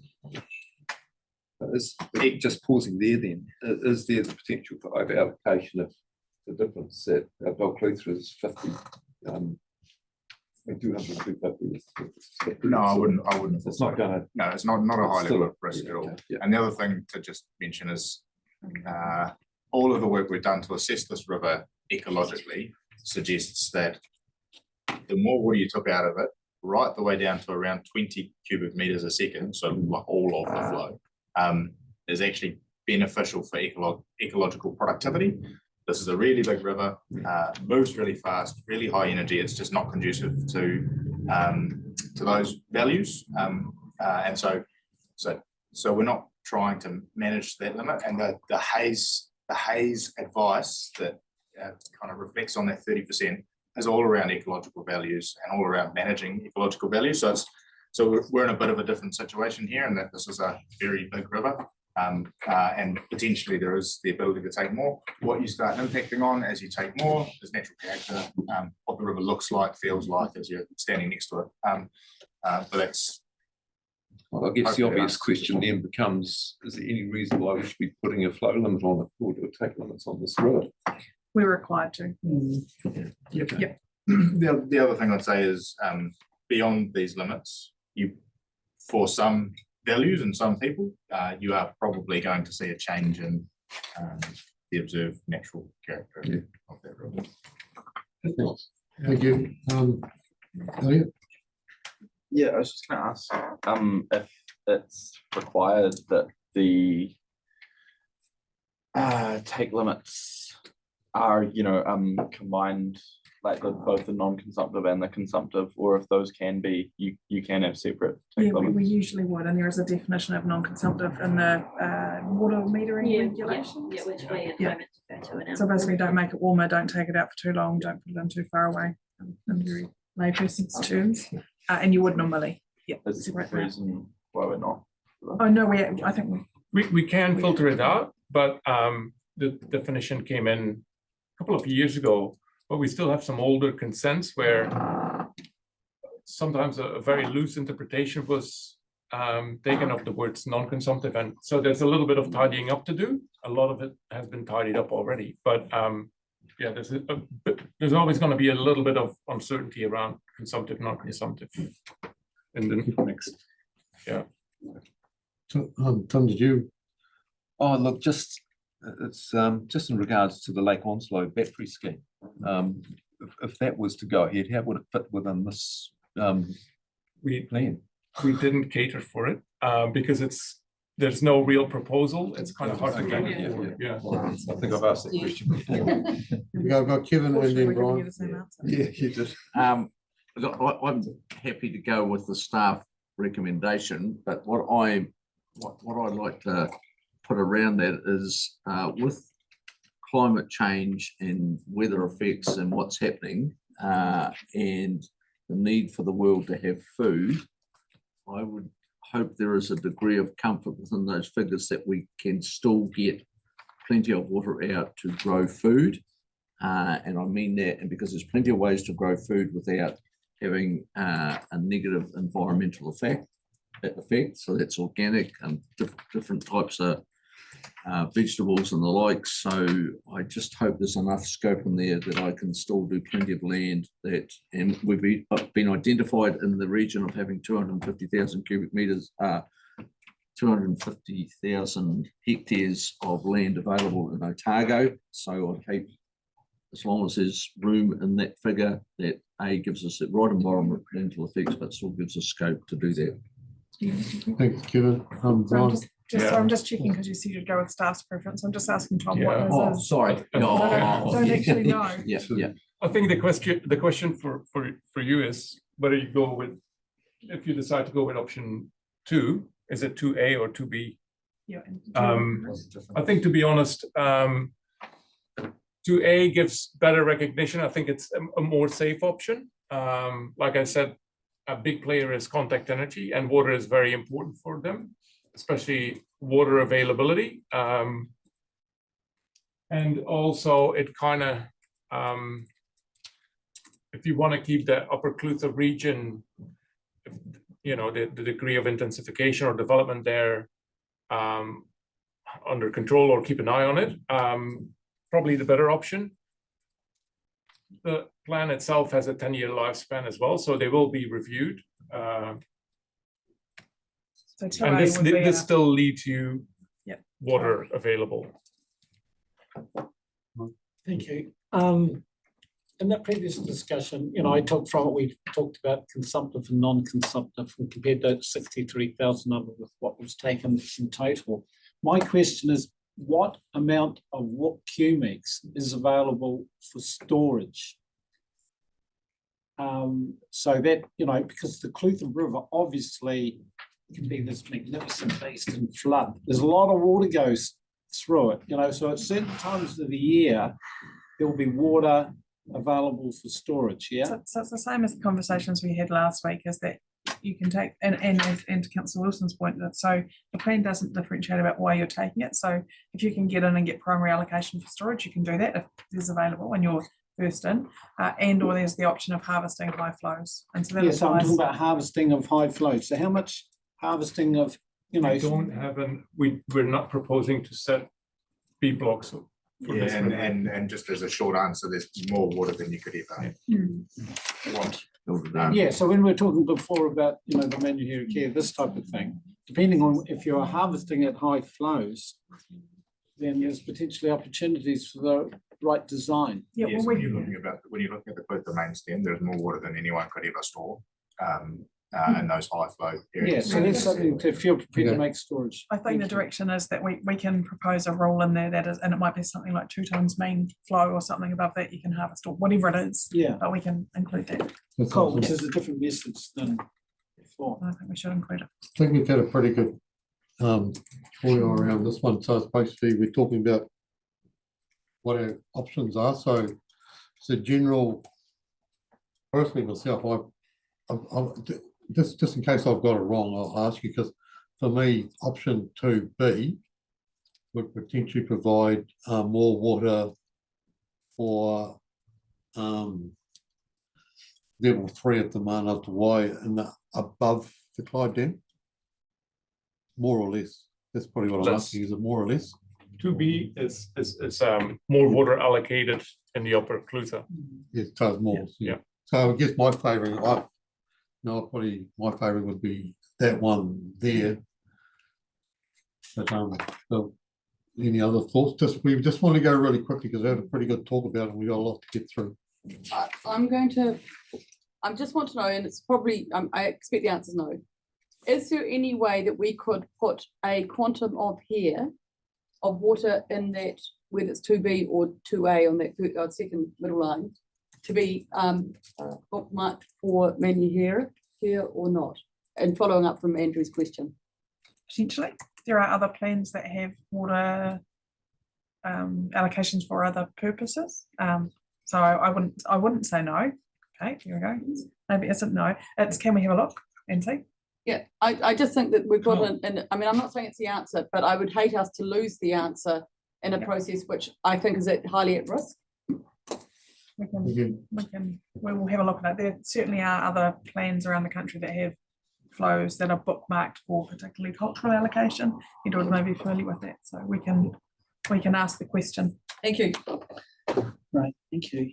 I think it's nothing. I think it's the two. Oh, sorry, Alexis. The two seems to be favoured. Yes, I think in 2. I'm tending more to option 2A, thinking about what's already pretty nutty up Yeah, I won't bring that above up. Clyde, and also I'm a little bit concerned about contact.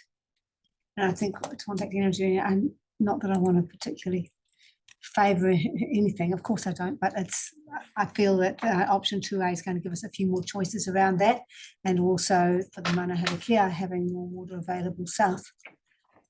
of Clyde might just be a bit easier, So they need to- as long as I'm not making any incorrect assumptions. They're taken above Clyde. I That's, think they do, yeah. As with Manahita Care be it would be taken above above Clyde. Clyde. I see, okay, so that might be different. Yeah. That was my reasoning. really. Maybe be, I don't know, Yeah. I'd like to have a little bit more, I think we got pretty good steer. got a steer on Someone over it. there. You put, I guess I've just got a question for Edward. In terms of taking water from one river source and putting it into another, how do we feel about Yeah, that? it's not good. Let's say cross mixing. It's different characteristics with catchments, different water bodies. So that would be something that would work through. Yeah. Excuse me, does that mean it would have to go back into Clutha?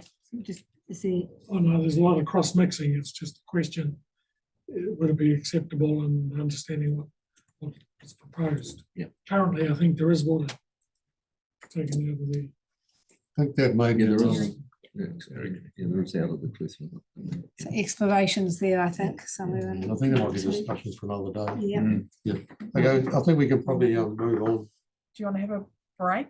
Well, 10-minute I thought if we just did the next one, then we could do, can we break before Okay, we we do can again? get Tom to move to the Wi-Fi area a bit quicker. Could be really. No good. pressure, Tom. Same. Little bit of context. Also statutory acknowledgement area. The estuary has Matatai status or part of it. Potential outstanding water body. Currently doesn't have a minimum flow, but under the current plan, the allocation is the sum of the consented take, which is about 130 liters per second. So we had a science report done. We had a consultant looking at the report as well and taking into consideration other values and other aspects, and come up with a suggested option of a minimum flow of 225 liters per second. And just to give you some idea, it's about, I think the mouth is about 250 liters per second, and a take limit of 50 liters per second, which is quite a bit less than the consented primary allocation at the moment. We looked at what is the actual use. It is within the average use. On average, the combined take is around 36 liters per second, but there are some peaks as well. At times we see peaks of, like almost 100 liters per second. So Just in terms of process, this one wasn't in the engagement we did. And so once we get direction from you, there's 3 consent holders on the Waikato. Once we get direction, we will be doing a bespoke consultation with them and providing them an opportunity for feedback. So this one's a little bit different just in terms of timing. And then we go out straight away. So during that period, the October, April, when your average is between 91 and 97, and then your June, July take was 37 to 38, and that's done from your data. What was the actual minimum flows during that time? So they didn't have, there's no minimum flow on it at the moment. What was the minimum flow though? I mean, were we measuring the river? What was the mouth? How low did it get? We don't know what, I don't know. We should probably look at a hydrograph and look at it. We see that at the moment there is actually a consent with a residual flow, which is about 150 liters per second. That one gets hit about 4% of the time. If we increase the minimum flow, or if we increase the level from 150 to 225, then you hit that flow about 7% of the time, is my understanding. Yeah, so, okay, so why have we gone, so if currently, if you're going to 225 litres a second as your flow, and currently we have takes of 91 to 97, why do you have to have your take limit at 50 when you've got a minimum flow there? Why can't you keep your take limit at the same? Because they'll automatically reduce their take to make sure they don't hit the 225 anyway. Yeah, I think kind of comes back to an in principle kind of we manage allocation to provide flow variability as well, so you don't hit the minimum flow all the time. Well, yeah, but you can't even tell me that that's been happening anyway, and it probably isn't happening, knowing the climate around there. So yeah, I'm just struggling with that theory, because all of a sudden you've cut three stakeholders in half from what their actual use is, yet you're not showing, and plus proposing the minimum flow. So why do you need to cut? I don't know why you need to cut the take limit. It just doesn't add up to me, really. So it is the same approach that we've taken across Otago, that we have minimum flows and allocation working hand in hand to not flatline the rivers, not to keep them in flows longer. Tom's just having a look now. Just that doesn't happen. Tom's I'm just- just going to find the numbers, so I think I Yeah. can answer your question. Cool. So the observed 7-day mean annual low flow at the gauge we measure here is about like 234. 234, yep. Which is just above that minimum flow option. So it means on an average year, you wouldn't expect, with current use as it is, you wouldn't expect to see that minimum flow triggered. Yep. But some years, dry years, obviously, Yeah, you would, that's right. but it Yep, wouldn't. yep. It would be wouldn't. Yeah, an average year. Yeah. So that probably reinforces to me that why do we need to drop it to 50 if, in fact, we're hitting the 234, which is above your proposal. So that reduction is a primary take limit. And so if you look at these flow statistics, that primary take limit would reduce to something that was more proportional to that flow. But you'd have supplementary allocation available at slightly higher flow rates for people to take in. Looking at the flow statistics that I've got here, there would regularly be water available in those supplementary blocks at the times that they are taking water. And one of the things we want to test with those three consent holders, as we have with the other numbers, is what does it do? How does it impact you? Yeah. On average, they're below the 50. On average, I think they're around 36 liters per second. But I think the next step is to reach out to those consent holders and just to kind of see where do those spikes come from, and is that a regular occurrence or So when does that happen? Rather than, I'm just saying, rather than throw that figure out now, because that's what's hit me straight between the eyes, that I'm going to get reduced from a 97 to. It's the story behind it, Tom. That's So like we did with all the other catchments, we wanted to put the numbers out there to test them, and we're proposing exactly the same approach. It's just that we haven't had a chance to do it before the engagement. So what we're asking is, are you comfortable that we test it with the three farmers now and get the feedback or not? Can we just carry on with some of the other questions? We'll just come and then we can come back at the end. Can I just quickly go back to silage? And we put some figures out to silage that were completely wrong and completely unfounded, that hit people between the eyes. And I've spent the last 3 months trying to convince people that we will see sense and it will be done. So to me, it's a complete halving of my water take presented that way. So what I'm saying, instead of putting those figures out there, why don't we test it find those facts out about it before we actually put the figure down? Do it a better way.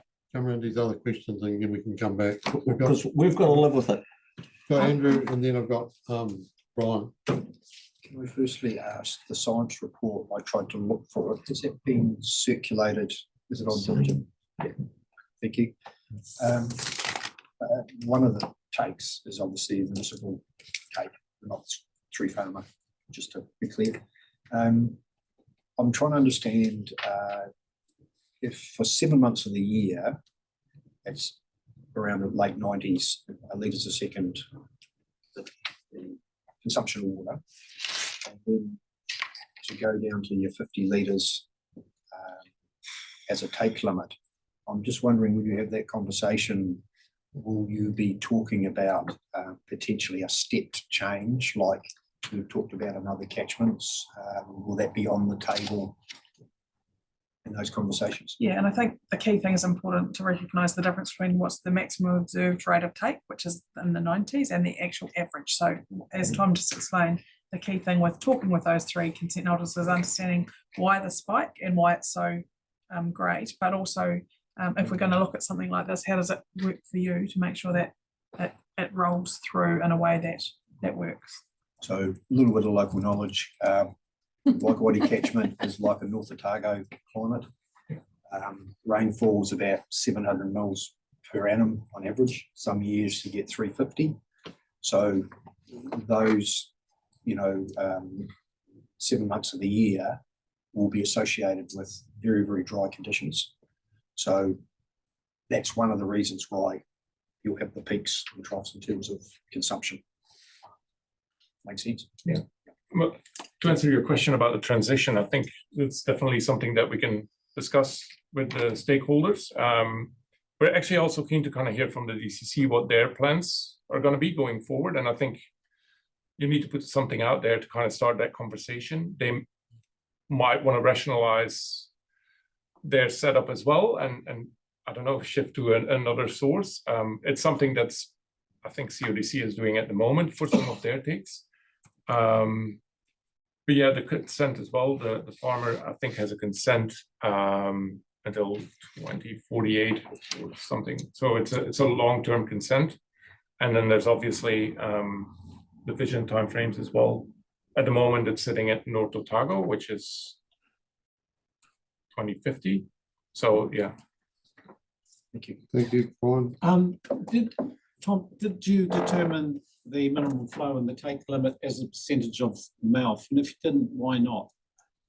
So we just provided analysis based on what certain minimum flow numbers would mean for habitat retention and other bits and pieces. The policy team has taken that, turned it into a minimum flow recommendation. Okay, so it was a scientific recommendation, whereas some streams are done on percentage mouth, yeah? Yep, so this was a bespoke catchment that was based on habitat modelling and other analysis. So there's a report in there, I think it's titled Minimum Flow Report, Waikawati. Thank you. Do you have any other questions? We just go, Kevin, you want to just go straight back to you? You're happy that you've got your point and yeah, I just think it's the way you relate the 50 litres per second. You're going to put a probably, which sounds to be a very realistic minimum flow on it. But yeah, I just can't understand the 50 litres per second really. I can understand what you're saying, but I mean, this doesn't make sense to the community. Thanks, Kevin. So what I'm gathering from what you've just said relatively recently is that some of this water is for Waikawati Township, which means that it's a different priority too, as opposed. So what we could be doing is by this is giving priority to that, and so the third one actually gets put down even further, and so the ramifications aren't necessarily equal. Is that correct? Potentially, it's a little bit complicated because I think the town supply as well has like a commercial component, and it's yeah. Okay. Yep. Thanks. But treads. My advice is tread carefully. Okay. Thanks. Gretchen, Jeff. Yep. I was on this consent initially. There was supposed to be a minimum flow put in place quite soon after we did it, and it never got done. And that was the understanding at the time. Yeah, there's quite a few issues in that estuary, and quite a lot of community interest, particularly just from the general community, but also from iwi at the time through the consent. And yeah, natural flow variability is really important for that lower area of that river, is my point. And I'm not an expert on what that should be, but we do need to ensure that there is some. Thank you. Pretty good feedback come through about progress, which is, yep. You happy with that? Yep. So just from my point of view, so the key thing to take away from there is how we communicate. Yep. What it is. And the other thing for me is how quickly we do that, particularly with those current consent holders, given this documentation is public. So I know they're probably aware it's coming anyway. Yep. But just if we can reach out quickly and book in whatever that next conversation is. Yep. So we're proposing that letter will go out this week. Yeah. Thank you very much. Well, we'll break for 10 minutes and come back with the meeting here at the end. thanks for coming back. Just a quick note, we've got a pretty firm deadline of 4:30, well, to have the top table with us, so we can keep on moving, that'll be excellent. So, and we're going through to Hirakia. So yeah, so just before I throw to Jackie on the Manahirakia, just want to again note that we did make a slight error in the paper, so that has been updated. We inadvertently just copied through the winter residual flows on those creeks rather than the summer and winter. And it was in the summary of feedback column that the community didn't support going to 2,500 litres a second. So again, just want to reiterate those two messages for anyone that's watching online. But now I'll pass over to Jackie to talk you through the detail. Thank you. Can you hear me okay? Great. So the draft Land and Water Regional Plan includes minimum flows for the Manahirakia River that you've been presented with before, and you'll see those on the left-hand side of the screen. So the proposal includes minimum flows at Alexandra Campground, which is stepped up in 3 phases, starting with 900 litres a second at notification of the plan, moving to 1,200 litres a second in 2030, and then 2,500 litres in 2040.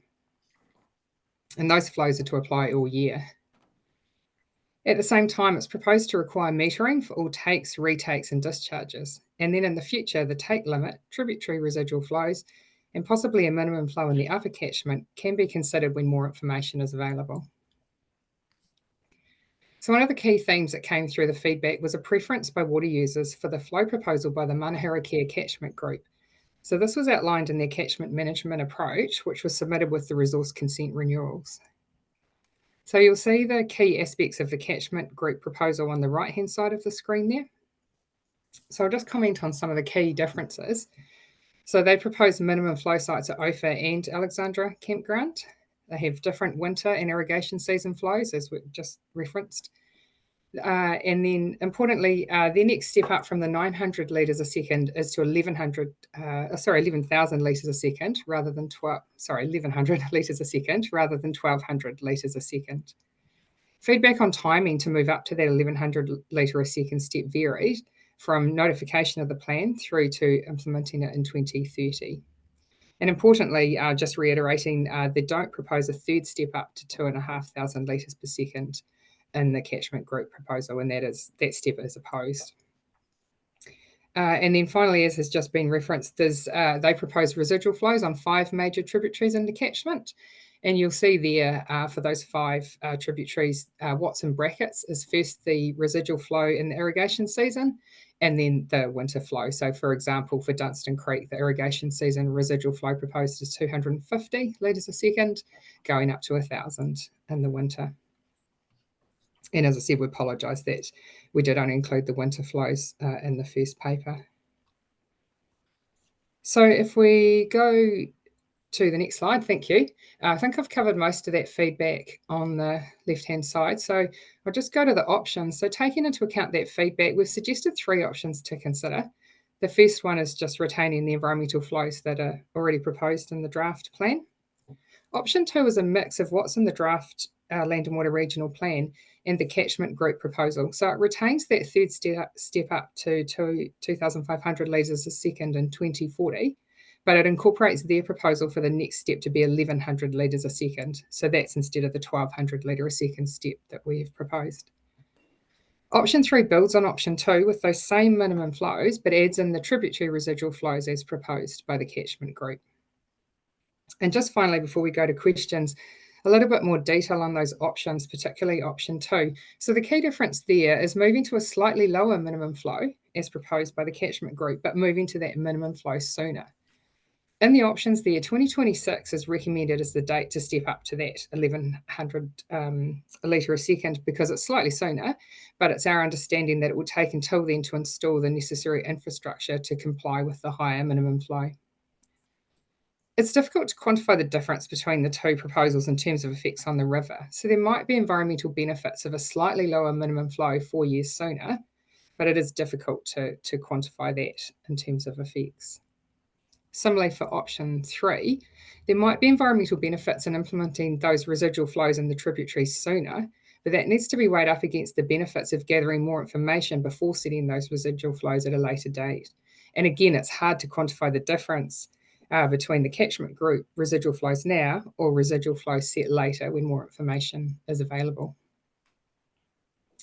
Another really minor point, a change in the proposal originally was proposed to move up to each new minimum flow in January, which is in the middle of the irrigation season. So understandably, some feedback was it's not a great time to move to a new minimum flow. So we've changed it to the 1st of July to line up better with the start of the irrigation season.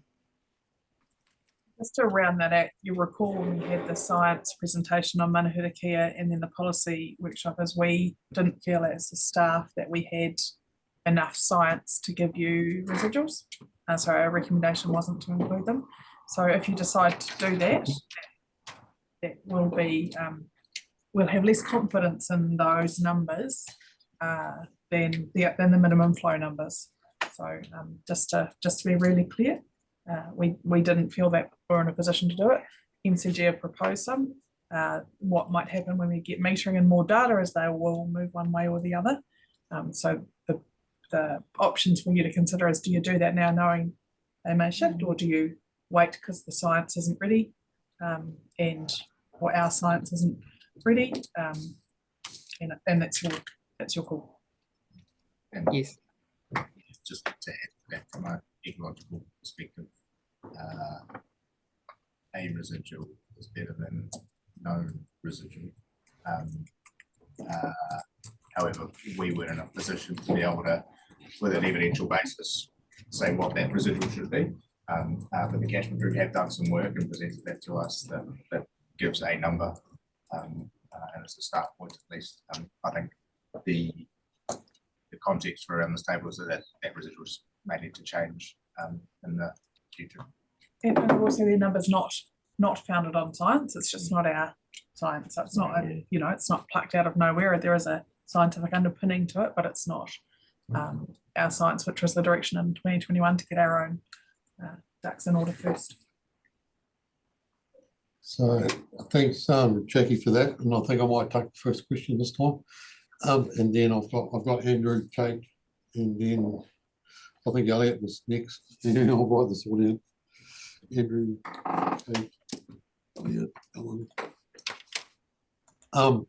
So my question is basically through to Tom Dyer is, can you just give us an idea of the ecological, hydrological difference between 1100 and 1200? Hydrologically, it's a very small difference. Ecologically, the work that we didn't assess 1100 directly. We assessed 900 and 1200. So you can assume that 1100 falls between those two numbers in terms of the risk assessment that we undertook. However, the difference is small, and certainly within the difference in proposal is small, and certainly within the bounds of error of that initial assessment. So what we've started to do is look through this proposal and start to try and work out what type of assessment we could make. But it is talking about a very small difference. Thank you, Tom. So I've got Lord, that's me. Andrew, Kate, Elliot, Ellen, Brian. My question is just going back to Anita when you just talked about the residual flows on tribs and the science. Tom's mentioned, we both mentioned that the catchment group work that we've done is based on science. So I suppose my question around it is how robust is it, and would we be able to secure that science if we were going to go down the pathway of option 2? I'm not suggesting that we need to provide it. I'm going to pass that straight is to that a Jackie. possibility? Yeah, so I haven't looked at the MCG proposal because Jackie's doing the policy work. So I'm going to pass to Jackie to see how much of we haven't had an in-depth dive into it in terms of science peer reviews or anything like that. And also remembering there is a consent process that's happening. And so Joe needs to sort of stay arm's length away as well from this conversation, because there will be an assessment of the science in the consent process. So we need to be a little bit careful around that. But I don't know if Jackie or Tom, if you've got anything you can add without. compromising the consent process. I know, might just. Yeah. Sorry, I just lost a bit of sound there. So the question is around the residual flows. Yeah, around the residual flows and the trips, and just wanting to understand whether ORC were able to, if we were to go down the pathway of option 2, for example, are we able to either secure or come to some arrangement with the catchment group to use that information to help land on a more robust position at an earlier stage? Because basically the original proposal was obviously to not, well, obviously haven't got that information at the moment. It will take a number of years before we'd be confident that we had that info further down the track. So I was just trying to think, how could this be sped up? Yeah, sorry, I misunderstood the question. We've got the information now. We have it. It's as part of the consenting process, and it's been shared as part of the feedback. So we have that. Oh, thank you. Yep. Sorry, Jackie. Oh, thank you, Andrew. Okay. I look, 2 questions, and one's really quick. The MCG proposal, how many irrigators or water take right holders does that represent? Is it 100%? No, most, but not all. Okay. And because I need to go back and check, but does their opinion give the general direction? Is it agreed by all of the affected water take holders? Yes, I think so. I'd have to double check exactly who, but there was a range of water users who suggested we look at that proposal, and we certainly didn't get anyone in the catchment that I'm aware of saying not to look at that proposal. Okay, thank you. My other question is probably to Tom, I think. The earlier report, but I could be wrong. The earlier report we got suggested that there would be different monitoring points potentially by 2040, rather than just the Alexandra camping ground, I think. And so the question I've got is really, how realistic is it to be foreshadowing something that we know probably isn't going to be there? And I'm appreciating it gives a direction. So that report suggested we would need to consider additional either minimum flow or residuals. This proposal, if you go with option 3, this proposal takes us to that stage now rather than later.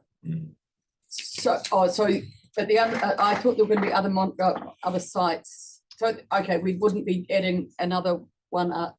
We did, the policy team did talk about potentially having additional minimum flow sites further up. Sorry, wrong person. Yeah, no, that's fine. We did talk about that in time once we got that metering in place. But this proposal, Jackie, just confirm, I don't think we've picked up the MCG part that's proposing an OFA site at this point. I think we're still just relying on campground. Is that right? That's correct. That's the options that we've put up there. We haven't brought that part of it across. Look, I think the other thing, so there is another plan change round before 2040. Yeah. And at that point, we'd need to go through a process of, based on the last 10 years of data that we've updated, go through another process of assessing all aspects of minimum flows management regime across all catchments in Otago, Manahira Care included. And that would be another point. Whether or not each minimum flow or residual was having the desired effect or not in the catchment. So that would occur just naturally as a part of the planning process. And fish passage, you want us to leave till later, albeit it may well have big bearing on this. Yeah, I think there's another item for us. Yeah. Just a wee bit of a follow-up from up here, up the head is, how would the group's proposed 1100 litre flow, how will that fit in with the consenting process? Prior to 2030, what, if it comes in at 2026, how's it going to affect that consenting process for existing consent holders? Sorry, I was going to answer, but actually Jackie should be answering, not me. So I'm going to zip it. And it's a good question. So it wouldn't override the consents. Yeah, actually, sorry, Anita, you might actually be able to answer that better than me. Sure. So what it would mean is as those consents come to roll in, and most of them come in after 2026, they would get that number applied to them, but we wouldn't necessarily be calling in like we were proposing originally. And Yeah. additional to that, the catchment group are proposing to apply this minimum flow voluntarily, so coordinating their users to achieve 1100, regardless of whether or not 1100 is on their consent. So you're talking about achieving 1100 in real terms long before we would under the option 1 proposal. Yeah, that's good. So you won't have to call the consensus like the. I don't think that we'll get the same benefit from calling in the consents that we would have under the original Okay, proposal. because they would have all. They'll be coming in anyway. It's slightly sooner, so that. So if you had the 1100, for 2026, that becomes the number. On reconsenting. As at then, and from then it'll be the expectation that everybody. Thank you. I've got Elliot, then Ellen, then Brian, then Tim. Yeah, 2 hopefully quick questions. The first one was in the feedback there was stuff around increasing that flow at the time of notification. Was the reason that wasn't carried on to any of the options just because of implementing the infrastructure, like to allow that flow to get to that point? And then the other question was around if you guys anticipated any benefits or downsides to, say, taking that Manahira catchment group recommendation of 1100 in 2026 and just adding that as an extra step to what's already proposed in option 1. So, yeah, so the first question, yes, that 2026 date was largely influenced by the fact that we understand it'll take that long to get the infrastructure in place anyway, but also sort of recognising that there was a range of feedback about when we should bring that in. And so there's not actually a time frame specified in the catchment group management plan. So looking at the feedback we received, it did range from notification through to 2030. So we're trying to find, I guess, a reasonable time frame. And yeah, we did. That's how we landed on 2026, largely influenced by the reality of when they could actually comply. But keeping in mind the earlier discussion that actually the consents will come up for renewal after that date. How much voluntary sort of uptake we get before then, I guess we will see. And sorry, the second question was. Sorry, I might have misread the as proposed by the Manahira catchment group. Is that only talking about the residual flows under option, that bullet point in option 2? Apologies. Yes, if that's confusing, it is. Yeah. So yeah, and just to be very clear, option 2 is a mix of what was proposed in the draft plan and their proposal, and their bit, if you like, is the 1100 litres a second. So yeah, option 3 is a bit of a mix of what was originally proposed and bringing in some aspects of the catchment group proposal, because I think the lack of sort of information at this point without metering and things like that, it makes it hard to be confident in adopting the whole proposal that the catchment group has put forward at this time. Thank you, Jackie. Alan? Yeah, thanks. This may have been part of Elliot's question. The draft proposal had that 900 litres a second minimum at notification. Now that hasn't been carried through into options 2 and 3. Is there any significance of not having anything specified for at notification? Yeah, it means the river can run to what's in the plan, which is quite a bit lower until they come in for reconsenting. Sorry, that. So the minimum flow on the plan is 820 at over. Yeah, so they can run to the the consent or what's in the plan until that number that 1 July. So it could, without that specified at notification, it could go under 900 litres per second up till 2026. Is the one I understand there has been some voluntary agreement amongst the irrigators that doesn't do so though? They do run it to 900 litres a second at campground. Yeah. So my understanding is that agreement would continue until 2026. Right. So Yeah. But and whether or not we need to formalise that in the plan, I'm not sure, Jackie. That's what he wants. Yeah, apologies for the confusion there. That's on the assumption that that voluntary sort of 900 litre a second would continue, bearing in mind that again the consents are in place, so the whatever we put in the planet notification might not have as much impact anyway. But yeah, I agree with what Tom said, that I was assuming that 900 litre a second would still apply. Okay, thanks. Okay, we got Brian, Tom, Alexa. Cool. I've got two questions. The first one is a quick one in reply. It was suggested that going to 1100 would be done voluntary. Was that the assumption that or an expectation that the minimum flow stopped at 1100, or was it also with the understanding the expectation 2,500, that voluntary statement? Yeah, good question. And oh, sorry, Tom, were you? No, you go, Jackie. I'll go and you can jump in. I think the hope by the catchment group is that the 1100 will be enough, and so the sooner they go to that 1100 and show that, I guess the better chance they might have of not having that next step imposed further down the track. But Tom might better add to that as well.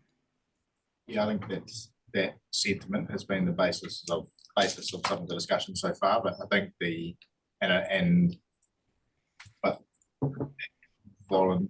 volunteering the 1100 was not on the basis that the 2,500 would never exist. It was on the basis that we would continue dialogue and monitoring and other steps prior to the next plan change round in mid-2030s, and deal with that then based on the best information today. It sounds fraught, to be honest. But so from my point of view, it's a really positive step from the community that they're starting to acknowledge the change that we need to make. It sounds, from what I interpret, that what they're saying is that they'd like to try things out at 1100 and see how it goes, as opposed to accept the 2,500. But that's just my view. I could be wrong. Mike, our second question is, various people put the question forward about why the step changes had been withdrawn. And I was one of those people that asked that question. Okay, suggest, for example, that there should be an interim step, say 2035. If we do the 2026 thing, we're basically accepting an additional 200, and then we're waiting for 14 years before we actually get to where we want to do. And in the middle of that process, there's another plan change. Can you see some risk in there that we're ever going to get there? We've been waiting for 20 years. Do you want me to take this one, Jackie? I guess my only comment there is that that's why the step to 2,500 litres a second has been left in all of those options, so that there's still that signalling that we're heading in that direction, and that date hasn't been changed. But beyond that, Anita, feel free to add to that. And I understand your point about the step changes, but what we understand from conversations with the community is the changes in infrastructure and on-farm systems they're going to need to go to from 1,100 to 2,500 are going to take time to realise and to bank and to consent and do all of those things. And in order to get there, we need to allow them the time to make those changes. But as we said a couple of months ago, 2040 isn't, that's a date that we think allows us enough time to start implementing that 2.5 and to see the benefits, but there's not a hard and fast number that suddenly makes it right or wrong. And that's your choice in terms of where you go with that number. So thank you. Thanks, Anita. We'll move on to Tom. A couple of those questions have been answered for me, but I am interested in knowing who the Otago catchment group actually represent. Are they speaking on behalf of the majority of the community in that area? I don't know, Gary, perhaps you might be able to tell us, but Gary can't. Well, he can't. Okay, so the Manhurikia catchment group. Yeah. Is it? I mean, are they representing a large portion of the population? A large percentage of the people who take and use water. Yeah. So they are one part of the community up there. Okay. There are some lifestyle block owners who have their own consents, and they're obviously TA, so municipal supplies and other things as well. Okay. I know we've got fish barriers coming up in another part of this, but in a previous debate around this, and about bringing forward the 1100 litres per second earlier, we were told that it wasn't possible because fish barriers couldn't be put in place until 2030. Has that changed now? No, so what we said is going beyond 1200 without fish barriers created a risk that we wanted to manage. That was the getting to 12 was fine, or 11. And then we wanted some time to have to put those barriers in place. What I have also found out is I overinflated in my own brain the cost of those fish barriers, and there's different methods we can use to have that effect that aren't necessarily the gold standard that will still do the same thing. So the implementation of 1100 is quite feasible for 2026. Yes. Yeah. Thank you, Anita. We have Alexa. Are we still in questions? I've Brian answered, but I've had mine answered. Thanks. I'll have something to say, but I'll do that later. Thank you, Alexa. Gretchen. Just a simple question, hopefully, is we've captured what the water users feedback was, but was there any other feedback? Because we haven't covered that. I mean, we haven't, not yet. Yes, there was. There's a range of feedback on the proposed flow regime, and it varies from these flows are coming in too soon to these flows are not coming in soon enough. And there was a reasonable amount of feedback that 2040 is too late for the step up to 2,500 litres and 2030 is too late for the step up to 1,100. So there's a real mix of feedback across the community on that. Thank you. Do you have a question? Yeah, Edward? Yeah, some good questions asked. I just wanted to clarify with the residuals flows recommended by MCG. And we're being offered the options here. Will that be closely reviewed? Their sides. Yeah, well, and look, what I can say now is that they've used similar methods to the methods that TAG used, and that in fact TAG drew on some of the same work to come to our conclusions. So it's yeah, it's not unfamiliar stuff. It's just some matters of interpretation and other bits and pieces that we just need to work through. And the second one, I think it was referred to, we may wait till their next plan, the second plan change, in the mid-30s or 2040, before that could be those flow rates, whatever they are, going into the LWRP could be changed. So a plan change would be a normal. So I think what we had originally said is we'd need about 5 years worth of metering data in order for us to get a good picture of what was happening in terms of ins and outs and takes and retakes and things like that, and then that would enable us to inform. So it's 5 years plus then whatever plan change if it's needed. So somewhere around about 5 plus 2 maybe. Yeah. Thanks. So you can, this is a question for myself. So you cannot have, we couldn't use the flow rates, you know, what they've put forward to us and have it so that they're revised within a certain period of time, 5 years or something like that? Or do we have to wait for a plan change to be able to do that? Yeah, so on a consent you can have that adaptive management it's called, but in a plan you need to have the certainty. So fix those numbers. Thank you. So we just go and just general comments quickly around the table so everyone's get a quick say. So Alexa? I'm pretty comfortable with the option 2. I mean, there's so much to be said for having a community come up with its own solutions. That makes me happy. I do worry about people that say it's too low and too slow. That said, there's always lag times and environmental changes anyway. We don't really know what they are. So all I'd like to ensure is that we have that commitment in those mid-30s to seriously revisit that, and we make sure that monitoring regimes are kept in place so that we know that we are going the right way. Otherwise, I think this is probably the right way to go. It's taking people with us, and it gives the ecosystems some time to catch up. It needs time too to evolve, you know, in the same way that people who are using the water need time to evolve. So I'm actually reasonably happy with that, and will defend that when I get given some snack from somewhere. But yeah, I think you've hit on the right thing. Thank you. Thank you, Alexa. Gretchen? Yeah, thanks, Alexa. I'm in a similar position, and it's really, really good to see the community has got together and constructively and positively tried to think of a way forward. It is a win to get some residual flows and increased flows and reliability in those tributaries. That's a significant improvement, and it comes with some costs probably to those water users, and that's good. We know that, well, there is going to be some risk there because we're going to be gathering up some more data. There always is in the environment. We're always gathering new data and we learn new things, but I think it's a really good step. The other thing, the signalling the 2,500 in 2040, that's important that we do that.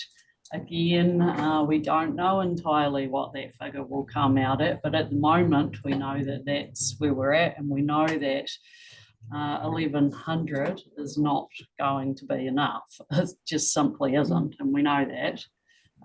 We're silly not to signal that. But I think it's a really, really good step. Thank you, Gretchen. Andrew? Yeah, I spoke before, and I just want to reconfirm option 2, but also the 3 plugged in. I'm not sure whether Alexa and Richard, I'm not 100% sure whether you want to plug in option 3, that's your call, but the most complex river and water takes in the country, we have been looking for a partnership to go forward and try and find a solution. The people who have put some of this information in front of us, science information, local knowledge, are people that work with this river literally on a day-to-day basis, 24/7. And these people actually fish the river as well. So they're not just totally focused on an economic benefit, but I just think this is really, really valuable opportunity to work closely, as I say, with these irrigators who really, really do understand what's going on there. And when we openly admit that we are short of some science, and this is going to help to plug the gap and pull that those improvements in terms of the flow forward a little bit. No, it's not what we originally talked about, but it's pretty close. And as Tom's alluded to, there's not a hell of a lot of difference from a hydrology and a ecological perspective. Thank you, Andrew. Brian, then Kate. Yeah, cool. As I was indicating before, I'm a bit nervous about this. It seems to me what the community group, and good on them, are offering is 1,100, and they're hoping that that will be the end of the story, based on practical experience. And as our chair said, it's really important that we emphasise that the space we're in is aiming for 2,500 litres per second by 2040, and there's also a group of the community who think that that's too late. On the positive side, as has been said, starting to look at the tributaries, the residual flows. My feedback to staff would be that if that is the way we're going to go, that consideration is given to also include a staged at 2030 as originally consulted on. That might be at a number of 1,200 as consulted on in the community, or it might be a number slightly more than that as a transition to 2040. So we have notification, we have 2026, and I say again, they have offered 1,100, but with the hope or understanding that that's where it ends. But actually, we've consulted at 2030, so we also include our step there, maybe at 1,200, maybe at a greater number, 2040. That's my view. Thank you. Thank you, Brian. Kate? Thank you. Look, if you ever had to wonder about social capital and the importance of having people in the area who are are committed to an area. I think this is a case in point where they've really worked hard to understand their science and to work with us to get to a better result. I'm going to, I support what they're trying to get to, and so it's option 3 really. But if we're going to put the 2,500 in there, I think we're beholden to try and, as I asked earlier about the Clutha water, banking some water to see, subject to obviously discussions with iwi, about having an option there that can be a solution. And the reason for that is, I think they've done their bit, we need to try and work with them. I think there are opportunities, as I said first thing this morning, with the direction of the new government, that we should be looking at investment with them, and ensuring that we can come out to win-win-win. I also think we're slightly optimistic to even think that we can aspire to knowing what's going to happen in this catchment given climate change, because I'd say this is going to be even more complex should the snow melt or the snow, it just not snow in this headwaters of this catchment. It will be a very, very different result. And so I think there's something else nuanced in there, and Anita obviously understood my question earlier, so she's going to give us a response about the Clutha water later. Thank you. We have Alex and Tim. And sorry, go ahead. Oh. Yes, Alex. Yeah, I'm relatively comfortable with option 2. It is good to see the community, signal that they're keen to take on the 1100 by 2026, and I think July makes more sense as an implementation date across those things, and no issue with changing that either. I do think we would want to formalise the 900 from notification as well as that 1100 in 2026, and originally planned 1200, as Brian said, in 2030. I mean, the 2500 I would personally still like to see before 2040, but maybe that's a conversation for the future. I think we also do want to be in a good position to implement those residual tributary flows, as Gretchen mentioned, as quickly as possible once we have that metering data. And then the other thing I wanted to add was that it's critical, I think, that we do have a good plan, I mean, across all our catchments actually, to work with all the relevant stakeholders and stuff to plan out those fish barriers that we're going to need to help implement the minimum flows, as safely as possible in terms of those native galaxies and stuff, but also as effectively as possible and ideally as quickly as possible as well. Thank you, Alex. Tim, then Alan. Yeah, I think this is a bit of a win-win. I mean, when you look back at the history of and the debate around this, that was part of the previous council to get to this point where we've got a fairly good proposal that's come from the community and also fits with our aims is pretty good. I'm pretty comfortable with option 2, although I want to also reiterate what Brian's comment is. I'd really like to see something in between the 2026 date and the 2040 date, like something in 2035 perhaps, that is a step up in the litres per second. That's the only addition I'd like to add to option 2 if we could. Thank you, Tim. Alan? Yeah, I think a long-term accepted solution is really important. That's not eternally contested, and that community engagement seems like a very positive step towards that. Thank you, Alan. Kevin? Yeah, look, I'm with option B. There are a couple. Just checking we're awake, right? I haven't pushed that open in Word button. Can I, sorry, Kevin, just to interrupt, because we've just had a whole lot of people go around option 2. Does that mean you're not supportive of the tributary residual flows, which is actually option 3? I think we just need some clarity around. Andrew was option 3, I think, but we weren't clear about Alexa or Rachel. Options 3, surely. Yeah, the tributary Sorry, one. but I just think Sorry, that's maybe we right, just need that direction for staff. Yeah, because I think the difference between the 2 options, I think option 2 has a 22,500 litres a second at the end, but without the tributary stuff. Option 3 has a tributary stuff, but not the 2,500. No. No, they're Sorry, all half. option, Two and a half. They're all got Yeah. 2.5. So actually, so So option 3 just has, so 900 notification, 1100, 2060, 2026, 2.5, 2040, and tributary residual flows picked from MCP. That is option 3. So the Yeah. people who've been talking about option 2, are they meaning option 2 or they prefer to have the tributary based analysis as well? Can I just ask a question around Go on. that? Is option 3 better environmentally for the river? Yes. Yeah, and Okay, that's so what we on talked option 3. Yeah, option Yeah, 3. that's what I we thought. talked about. Yeah. Sorry, Richard. I'll just, checking. I'll just change my 2s to 3s, okay? I'll do the same. Sorry.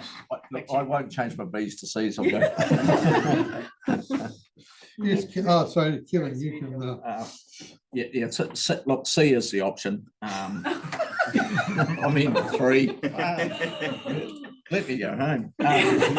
We try. One thing we've got to remember about these figures that we've got, that this is from the MCG, which is just not the irrigators as well. You know, so the Menehira, not the Menehira, the Menehira catchment groups include dryland farmers as well. So it's not just the one group. So and if you understand the work that's being happening in the Menehira at the moment with the exemplar catchment group and all the work that is being done there to ensure that this area is going ahead environmentally, there's a huge amount happening.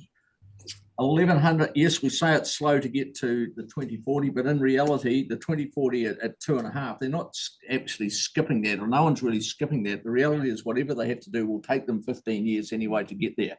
And that will be you either stop you either stop water going onto farmland and agriculture, or you build infrastructure to suit. And we either pipelines from down below, or it'll be a reconstruction of the Falls Dam, which is probably now on the cards. So in reality, you're going to need that time frame. But what we've got to look at in the interim is continuing to get our science in place to show that those improvements are going in the right direction.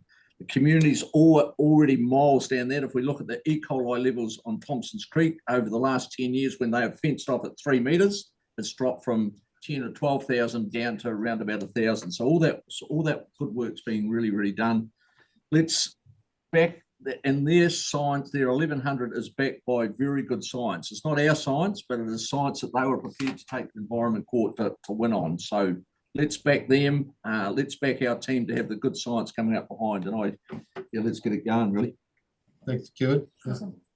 Would you like to say something? Yeah, look, I would support option 3. When I saw the proposal from MCG, I did choke a wee bit on the gap between 2026 and 2040. However, that was, they were taking it forward compared to what the ORC was proposing. And I do understand the infrastructure and the work that they have to do to adjust to the 2040 2,500. It's going to take that. I understand. I don't know the detail. I understand it's going to take some time to prepare.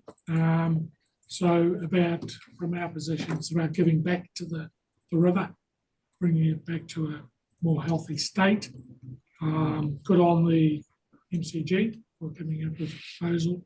I understand the benefit of working as best we can with the principally water users who brought that proposal forward. So I think it's the option 3. Thank you, Edward. And Can I just have some clarification, because I'm slightly confused, and I appreciate what Kevin has just said about this proposal has come from the MCG, the catchment group. And then when I saw Joe left the room because of the consent process that's live, so does the catchment group hold consents, or are you saying that the irrigators are in the process of going through this process and that's where the offers come from? Or was the offer come from the catchment? You understand where I'm coming from? So I'm going to answer not Joe, and I'm not going to look at Joe. No, So under Plan Change 7, they are in the process of reconsenting, and there is a proposal that they have put up through this plan process that is similar to that reconsenting proposal. So the proposals come from the catchment. Apologies. okay, I think so. From my point of view, I'm also option 3. I think it's important. The sooner we can make some difference, the better. So by bringing it early, I think that's a big gain. I also think it's important though that we have an agreed structure between now and the next step, which is gathering the science data. So we're really transparent about what data we're gathering and why, and that we're doing it in conjunction with the community, so everybody's upfront with it. And I'm also I also think that having the 2,500 litres at 2040, so that's like saying, this is a step, and having it out there high, having a number out there that, where target is, means that it sort of like puts pressure on everybody to be able to actually get around to doing a revised structure within the middle, depending on what the updated science reports and stuff say to do, rather than, having it lingering on because it may not be saying what we want it to say, because at the end of the day, 2040 would go up. Okay, that's my point. Just quickly, just a point that we did, and Kate brought up earlier about water from the Clutha, and I just about called that an environmental flow, which would sound good to me. That a block that we can put aside for environmental use in the Menehira Kia. I don't think we have that discussion right now, to be honest. I think, yeah. We've noted it, well. Yeah, that's good. Thank you. Thank you very much. Next topic. And just to finish up this round with Richard Delos. So I'm very good direction. And Joe won't speak to this, but I will on behalf. We just need to be very clear that the original plan, which had the 2030 date, was based a lot around the expiry date for consents and the ability to call the balance in. So we actually had a ceiling that we could enforce. This one relies on our ongoing good working relationship with this community, and we have got a good one, and we've built that over the last few years, and I'm confident we can maintain it. But we've got to be clear that the 1100 at 2026 is only a voluntary, and it will slowly come in as consents as we reconsent and we put that level on, and that's the same for the residual flows in the tributaries. So we're relying on that relationship. We haven't budgeted for consent call-ins ahead of any we would have planned to do some in 2030. We certainly haven't planned to do anything ahead of that. So I just want to make sure we're clear in a regulatory sense what this means, but I am confident in the relationships and the goodwill being shown, because there is a 900 already being applied and they're now offering 1100. But just cards on the table in terms of what it means for us as the regulatory authority and putting the 1100 on the plan in 2026. Just wanted to make that clear, but no issue with the direction being given to staff. Thank you. Richard, can you still impose the 2030 target date, even though they're suggesting this is voluntary? So can we impose the 2030? So if it goes in as is there in 2026, as consents come in and they get reconsented, that minimum flow will go into those consents at the time of reconsenting. Yeah, but I'm just sort of, we want the assurance that we've got 1100 by 2030 at least. So most of that, we'll just check the numbers, but most of the consents will have been. There was 60 left was the number we talked about last time. Yeah. So we could at any time choose to call those consents in. There is a budgetary impact for the council, and I think that's something we would just have to keep an eye on. It's effectively the regulatory tool we still have in the box, is if the voluntary minimum wasn't being complied with, we have the ability to call in and apply the minimum flow within the plan. I would just hope we have a good enough relationship not to have to use that. Yeah. We still want to achieve our targets out of this as well. So that's right. Yeah. Thank you very much for your good discussions and going to a good consensus. Thank you. We have how's that time going? Next one's fish barriers. We can probably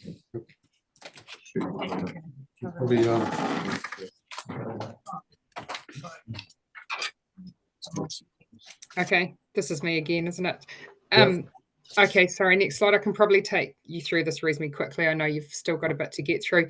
So this was just some feedback that's been touched on already, that higher minimum flows might actually increase the predation risk to Indigenous fish. As those flows come in, there'll be easier access for the Sunwanids to get up some of the reaches and the tributaries.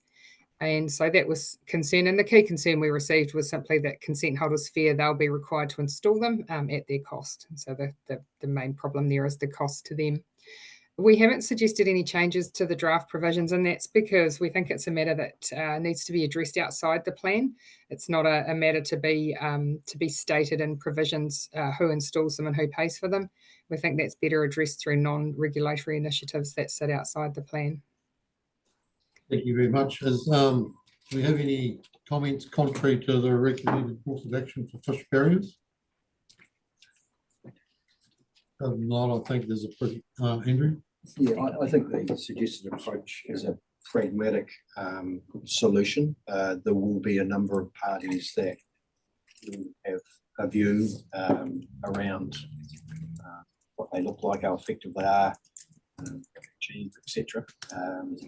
So I'm thinking of Department of Conservation and Fish and Game. I'm thinking obviously iwi. So I think the suggested approach I support.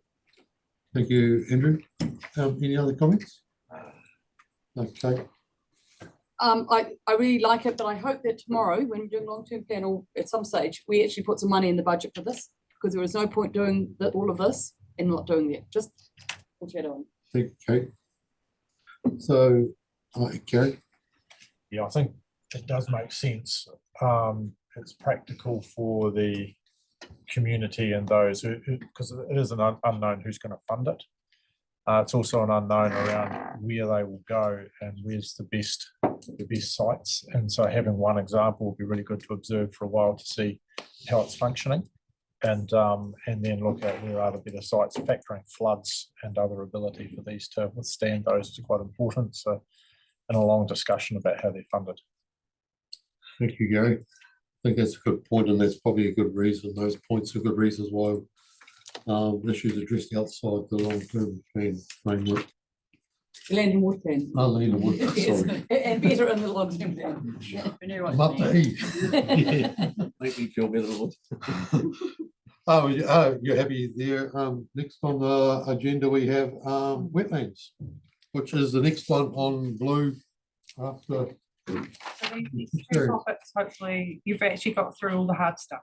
So we're just kind of on the, We these have, are the things that. 15 minutes. Yeah. You're diminishing returns, I think is what Fleur's saying. Oh, no. In terms of effort. Yeah, efforts, yeah. Not, sorry. We're not proposing changes, but we're just going to talk you through the feedback.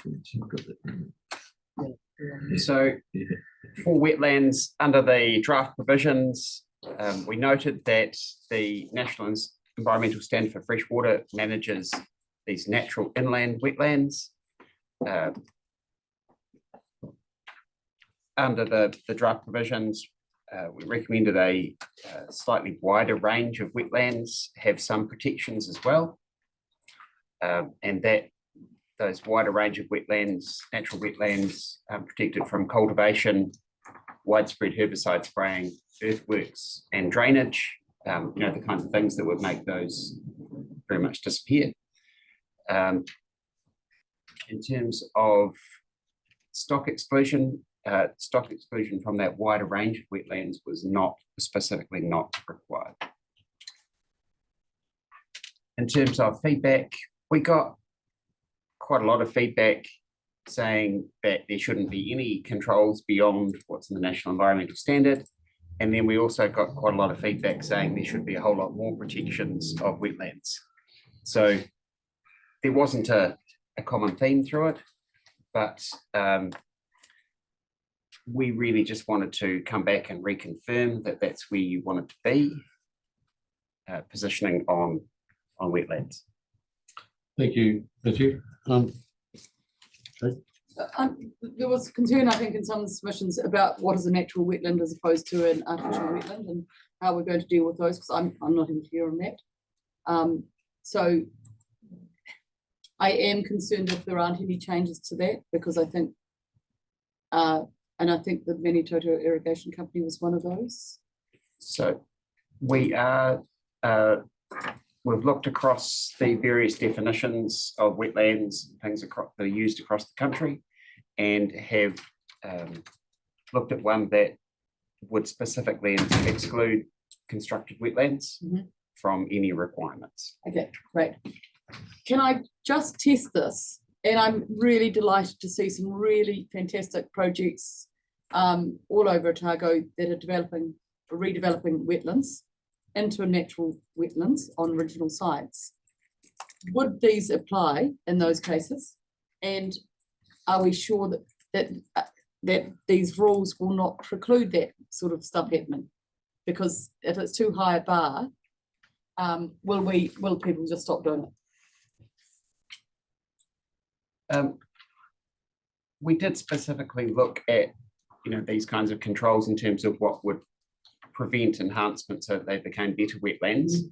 The one element in it that we got a bit of feedback on was about the herbicide spraying and the restriction on widespread herbicide spraying. We've also been listening to the feedback and discussion about herbicide spraying adjacent to water bodies and things like that. So we're looking to make sure those things are aligned. So it's not one set of rules for one place on the property and one set of rules for another. But generally, I wouldn't see anything here that would stop someone enhancing a wetland. Thank you, Brian. Cool. In your report, you've got that a proportion of the community or said that should be prohibiting drainage from requiring wetland extent to be restored. Did you take, in terms of your consideration, take into account, the tile drain situation that we've got, for example, in Clutha, where it's also a water quality issue as well? Not only are there tiles in there to drain the wetland, that potentially there's a water quality issue there as well, in the more intensive farming situation. Yes. Excuse me, I'm aware of that situation and spent quite a few days in the Environment Court in respect to the Southland case, specifically about tile drain discharges. There are definitely some issues with tile drain discharges that need to be managed. And in a different part of the plan, the other discharges, but is where that really sits. So we've got some basic controls around. 1 + 1 = 2, a cumulative issue. Yes, and it's also a thing where it's actually what happens on the land affects what comes out of those tile drains, is probably the one of the things that we'll also be looking to manage specifically in freshwater farm plans. Thank you. Thank you, Brian. Elliot? Yeah, I was just wondering if, I guess the feedback around restoring wetlands, whether we sort of anticipate that just being more in the non-reg space and other spaces, and that's why that hasn't carried over here.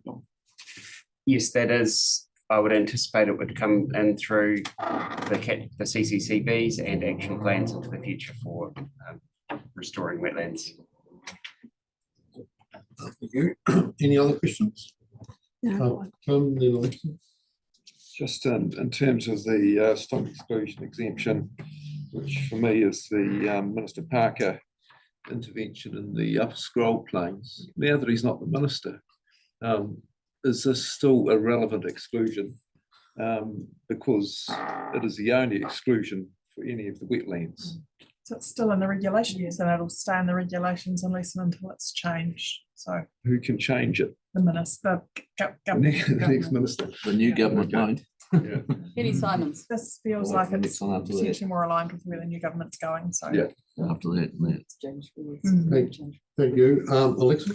Well, that was my question too, but I was going to take it a step further in that having an exception for the Upper Taieri scroll plain, is there a case for exceptions in other wetlands? So ORC's staff position has been that the Upper Taieri is unique enough that it was the only one that we would support an exclusion an exemption Oh, for, that's right, it was. to enable us to develop a management plan. So not to say that there's an exclusion, but to give us time to work with the parties and come up with the best solution for the wetlands for the scrubland. Great, thanks, I've forgotten that. Thank you. Any other questions, comments? So basically, it seems most people are pretty happy with where it's sitting. Personally, I'm a big fan of wetlands, so I think our rules are nicely positioned. So whereby we're protecting the existing wetlands and we're looking at a wee bit towards the future by having some land use restrictions on areas that are maybe recently, changing, so they can start their journey back. If we are looking at, what are the NBSs, the natural built solutions for, that's quite right. Nature-based solution. Nature-based, I knew it was quite right. And nature-based solutions, I do think we have to have in mind of what would not make sense in these rules, potentially, like fencing, because that wouldn't be a sensible solution around a floodplain. Just be careful what we wish for sometimes. Okay, so I think we can safely move on to drinking water. Which, if anybody, is that near the beginning or near the end? It's straight after the. On page 4. Page 4, yeah. Straight up. There's two. Sorry. For drinking water protection zones, under the provisions, under the draft provisions, there are a number of, in Otago, there are a number of community drinking water supplies that have been identified, and under the draft provisions, there is a simple exclusion around bores of a setback distance around bores, and in the for surface water-based ones or ones that are in a gallery, so they're strongly influenced by surface water, there is a protection area that extends 1 kilometre upstream and 100 metres downstream and 5 metres either side of the water body, and those would be the drinking water protection zones. Under the existing NES for drinking water protection, council is required to set rules that protect community drinking water supplies, and that's how we're suggesting that be done. We've got a range of feedback, particularly from landowners who were concerned about the limitations that might put on those areas. So we're essentially suggesting that, in our view, those limitations are not significant compared to the importance of protecting those drinking water supplies and the requirement under the National Environmental Standard to do so. But yeah, seeking your feedback on that. Thank you, Matthew. Comments? Gary? I can't think of any that it would fit. And then I can't think of situations where we're trying to fix something that is broken. 20 metres setback from all bores. When you measure 20 metres from a bore, given the bore is that size and its chamber, 20 metres is a big area. But it's taking water from whatever the distance is underground, which will vary. So it's the ability to infiltrate and what that 20 metre will protect. It'll just create an area of land that needs to be managed. And in my mind, the 1,000 metres upstream is hugely imposing on landowners who will be also looking at, especially for gallery systems, who will be working on setbacks and other situations that they're managing anyway. These have big implications, especially if it's every gallery or if it's not just municipal systems, it's extending to everything. There are multiple steps too far in my mind, but that's just my opinion. Thank you, Gary. Is there any other comments? This doesn't include water takes out of a creek. You know, the old pipe with a can over the top that some of us still have. No, this is a proper community drinking water supply, and I think in the initial When we put them up on screen, I think there was just off the top of my head around 170, I want to say. of them across Otago. So that's. So these are mostly, they are municipal supplies run by territorial authority, or they're schools or ski fields, or some community facilities, things like that, where they actually have a supply that's supplying a reasonable number of people. And did we test what happened if that comes in after a use is already existing? I think someone asked the question, but I don't think we ever got the answer. It would, under the way that existing use rights work under a regional plan framework, once it became operative, so a few years down the track, the person would then have 6 months to either seek a resource consent to continue that activity, or they would need to comply. So you're imposing something on an existing land use without them having any input into the effects. And so this is someone else taking a privilege and putting the cost on another person. Quite an opposite way of dealing with this when we do other things. So that's. Is that right? A comment. No, I'm just checking if I've got that right. They have an ability to input through this like anyone else in terms of through this process, through the engagement, and also through subsequent parts of the process. But yes, it does impact on people with existing activities, yes. There's pretty standard conditions that have been signalled for quite a period of time. Yes. The existing national environmental standard has been in place for some considerable time. It's been under a process of review. Draft one was put out earlier in the year that would increase the requirements, but that hasn't come to fruition. So it's a little bit of a moving target at the moment, but it has been in place for some time. Yes. Thank you very much. Henry? Yeah, I'm still with the 170 number. Correct me if I'm wrong or right. I assume that under Te Mano Te Wai and the new regs, a drinking water supply is anything more than 2 or 3 houses supplied at the spring, just loosely put, plus all the municipal systems. So I think, up in Gary's point, I think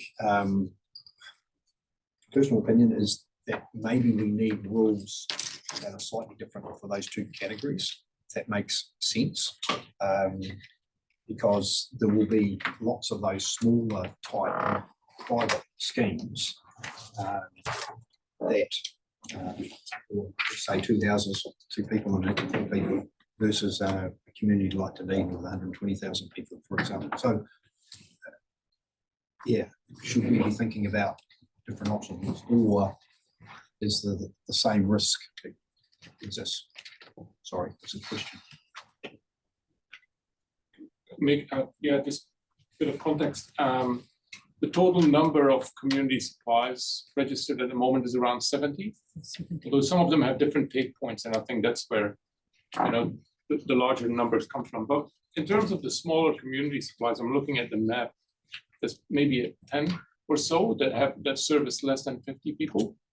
That number can change, and it will change because people have the time period to kind of register. I think it's until 2025. But at the moment, the vast majority of the community supplies are supplies that service 50 or more people. Quite a few over 500 as well. So happy to share that information, which we already shared actually. Send it around again. Thank you. Okay. Look, I'm really interested with these questions, and I just don't have this gut feeling that we've quite got it right. Because my understanding is that you have to register if you're supplying water to a business, or I'm sorry, to tenants even. And I am absolutely diddly squat on we need to improve our water. Absolutely get that. But I don't think we actually understand the numbers. And I'm really fearful that even those ones that I was talking about up in the Gippsland, where they've got the 100 litres per second permitted take, I think you'll find that there's possibly where those takes are and development happening, there may well be you're starting to look at septic tanks, discharge areas, and you're going to get really complex answers. And who's going to have to pay for the fixing is really quite scary. So with all respect, if we're relying on someone registering something before 2025 to inform this debate and what it's going to look like, I just don't have that gut feeling that we've got the numbers right at that 70. I appreciate this easy to do at the high scale, but down to the low scale, and I feel like we're all important. I would never do anything on a water take above people who take out of a creek like we do without telling them and turning it off. I think that's just something that but I just think we have to be really careful with the numbers here, because I think there's some unintended consequences going to come in on this. Sorry. Anybody else? Yep. Very good. Sorry, just to clarify that, my understanding is that those smallest 2, 3, 5, 10 just haven't registered. Yeah. So They don't have to yet. Yeah, they don't have to, but they would have the effect. would potentially had to into the future, except that that's going to change. So yeah, we need to be very careful around what this is encompassing, because what we're proposing encompasses a lot more, I feel. I think that's probably I'll just button Tom, just for yourself there, Gary, like my biggest concern is actually knowing where the reach is for this one. So it's weird because at the end of the day, where the reach, down on the last point as well, I based the Tomato ROI's register on the July 2023. But if it's going to be linked to the Tomato ROI register into the future, the understanding is at a given time that could come down to like 1, 2, 3, it's very small takes, so it could be quite wide reaching. Having said that, it's imperative that we put in place, this is all about protecting the people's health really. So it's really putting in place to make sure that our water is suitable for human consumption. So, we need to take that into account. We're not talking stock water stuff here. I think that's a good point from a risk perspective. We see what happens when we do get elevated E. coli and balls. We have quite a big response. We have to write organisation wide. So this is about protecting source water to prevent the sort of issues that we have to respond to now. Absolutely appreciate that the scale in terms of the impact of this, as Tomato Aroa's reach grows and more people have to register as a drinking water supplier, if those regulations stay as they are, means that it will create quite a regulatory impost, I guess, on a number of those activities. But it is primarily designed for that source water protection, which is something we currently do, but we do it after the fact when we get elevated readings or we have drinking water issues in certain parts of the region. So there is a balance to strike here, appreciating your point, Gary, around the scale of this potentially as those registered drinking water supplies grow. Thank you. Kevin, then Alexa. Yeah, just a quick question this time.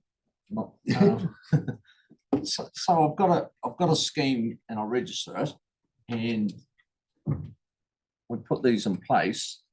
If there was an activity happening within those limits, so we've got and it's out of the water, and got something happening 500 meters up as opposed to 1,000 meters up, and the water's still good.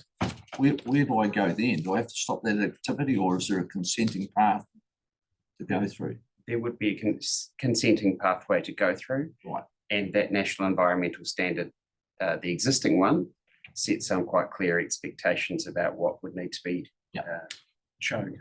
Yeah. So there is an option that I'm not going to have to do a new scheme. I'll have a consenting pathway that providing things the water's good and protected. That's correct. To get through. I'm just wondering, is this on Taumata Arawai's website? And so we're not asking people to do more than what they're asking us to do, are we?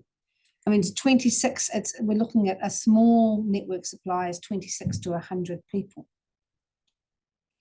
Yes, we are essentially basing the numbers on existing registered suppliers, which are, we've had a look at the list, and they are all, they're not sort of a couple of houses sort of thing. They're decent sized activities.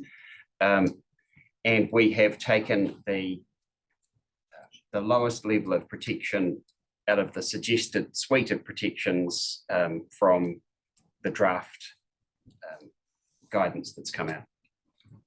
So just following that up, why would that have impacts on any of our landowners?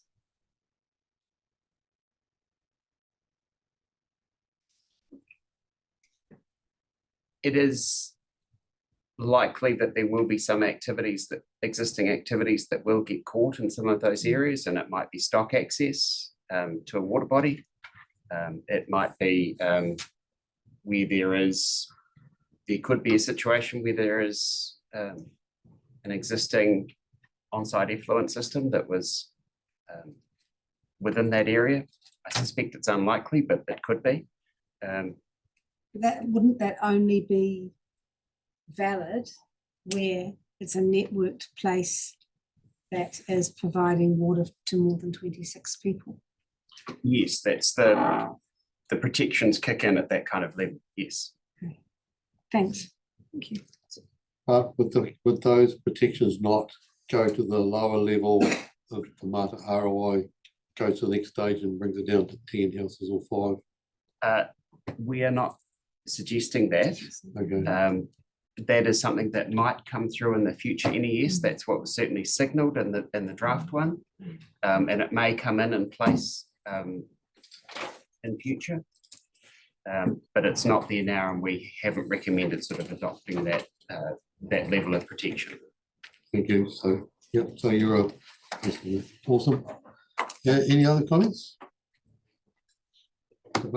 Based on the information, I think overall we understand that we need to protect the drinking waters, and I'm happy with the suggested that this is the current drafting position. Thank you. And Great. we have one more item. Oh, close. No. We skipped one in midday. Back to the with beginning again. questions that came out of last week's session. So we should be, I think, be good to go through them just while we're here, and then we should still be closed out before 5. So the only one I'm actually going to cover now is about some follow-up stuff on suction dredge mining, and the rest will come through on the 14th. So the kind of stuff that we're still working out exactly what some of the answers are. So I've done quite a bit of looking around at what the mining permit regime is, and essentially there are 2 tiers of permits that come through mining that you need to get if you want to do mining. All of the suction dredge mining are what are called tier 2 permits, and so they're basically lower risk and return small business and hobby mining operations, and they basically go through a more streamlined, easier process through MB's process. Anything where the expenditure is less than 1.25 million and estimated annual royalties of 50k. So there's 140 tier 2 mining permits in Otago, and that include relevant minerals. So it also includes stuff like aggregate and stuff. So I cut those ones out, but there's 104 that apply to gold only. Some of those won't be suction dredge mining, but I wasn't able to kind of figure that out. They do say on the website that the sort of hobbyists, they generally only give less than 50 hectares. But as you can see there, those 140, some of them are nearly 9,000 hectares. So those ones will have stuff like they will actually include aggregate. So you don't just get a permit necessarily just for one thing, you get it for a bunch. So some of those will have a bunch of other things that they're actually looking for. And just in case they happen to find some gold, they're covered themselves. Is my understanding of how it kind of looks. The types of things that they consider, like we said at the time, they're very much not environmental things. They're basically like, will they actually mine the stuff? Will they comply with the conditions that we put in place? Are they technically capable of getting this out without kind of wrecking it? That kind of stuff. The permits that are in Otago, they've been issued for between 2 and 40 years. The average is around 10 years, so just to give you a sense of it. Yeah, basically the underlying premise of their act is that they want people to be able to mine, but they don't want to do it themselves. That's kind of how they word it. So yeah, that's how the act set up, is to enable that. Just in terms of the consents that we've got, so there are 12 currently consented suction dredging operations, and the majority of those are due to the location of where it's happening. So it's in those Schedule 7 rivers where there might be ecological issues. There are maybe a handful that trigger the consent due to the size of the nozzle, but generally it's because of where they're doing it rather than their methods. So that was just kind of some background info on that. Any questions about that? So the critical takeaway, if I remember the questions from last week, is that there are no environmental considerations in that. That's right, process. in the mining process. That's Yep. what's falling to us. That's right, and there's around about 100, like just over 100 people who might be affected. So can we forward that information to Councillor Laws? I think that was his question. Yep. Thank you. There's a very good chance that 128 of them are not suction dredging as well, though, or partly right. Yeah, and so I did just look, because I saw they said that generally it's under hobbyists, they do under 50 hectares, and so there's actually 77 permits that are less than 50 hectares. So I mean, you could, but I just didn't know that for sure, that it's only the hobbyists, but you could kind of, there's somewhere between 75 and 100 probably. Thank you very much. Just running the risk of saying, Lloyd, really.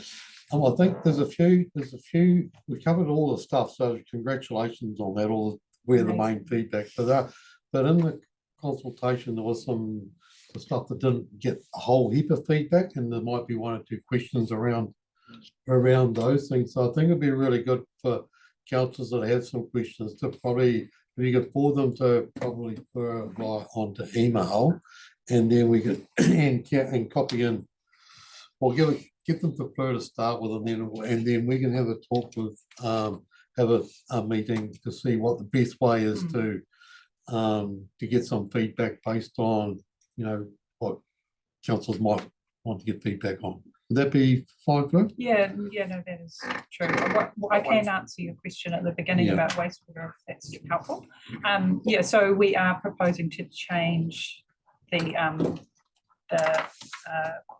requirement to discharge to water, just to make it not so definitive, I guess. So phasing out discharges to water to the greatest extent possible. And this actually reflects where, so that was coming from the RPS, was sort of driving that. And so there is, the current advice to the hearing panel was to, I guess, basically take that into account so that it was slightly not quite so definitive.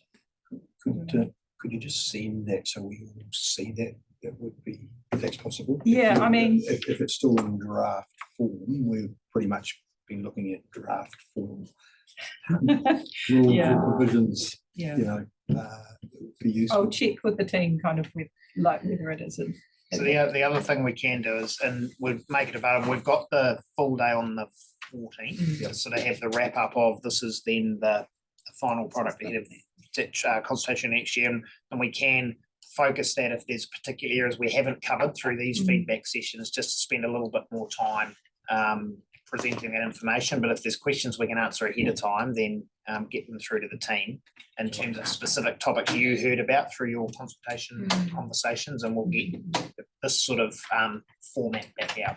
Yeah, wording, sorry, I'm not telling you what to do, but more practical steps taken to avoid discharge drill. I make that suggestion, sorry. Shut up. Very good. I think it's awesome. I think just time to wrap up. Thank you very much, Fleur and Matthew, put on a big shift today, and got Tom over here and Tom. So all the staff and all the ones on Zoom. So it's been a real massive team effort to get to this stage. So it comes from the sowing the seed 2 years ago, and now we've been through a couple of transitions, 3 consultations, and now we're getting to the stage we're giving the feedback, and everything's sort of coming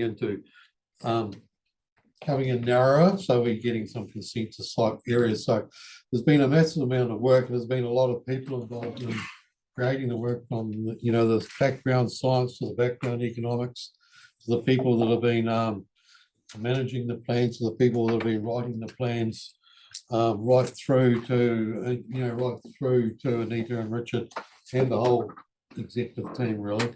So I think we just really want to thank you for getting us to this stage. I'd personally like to thank all the councillors involved, particularly in these last 3 workshops.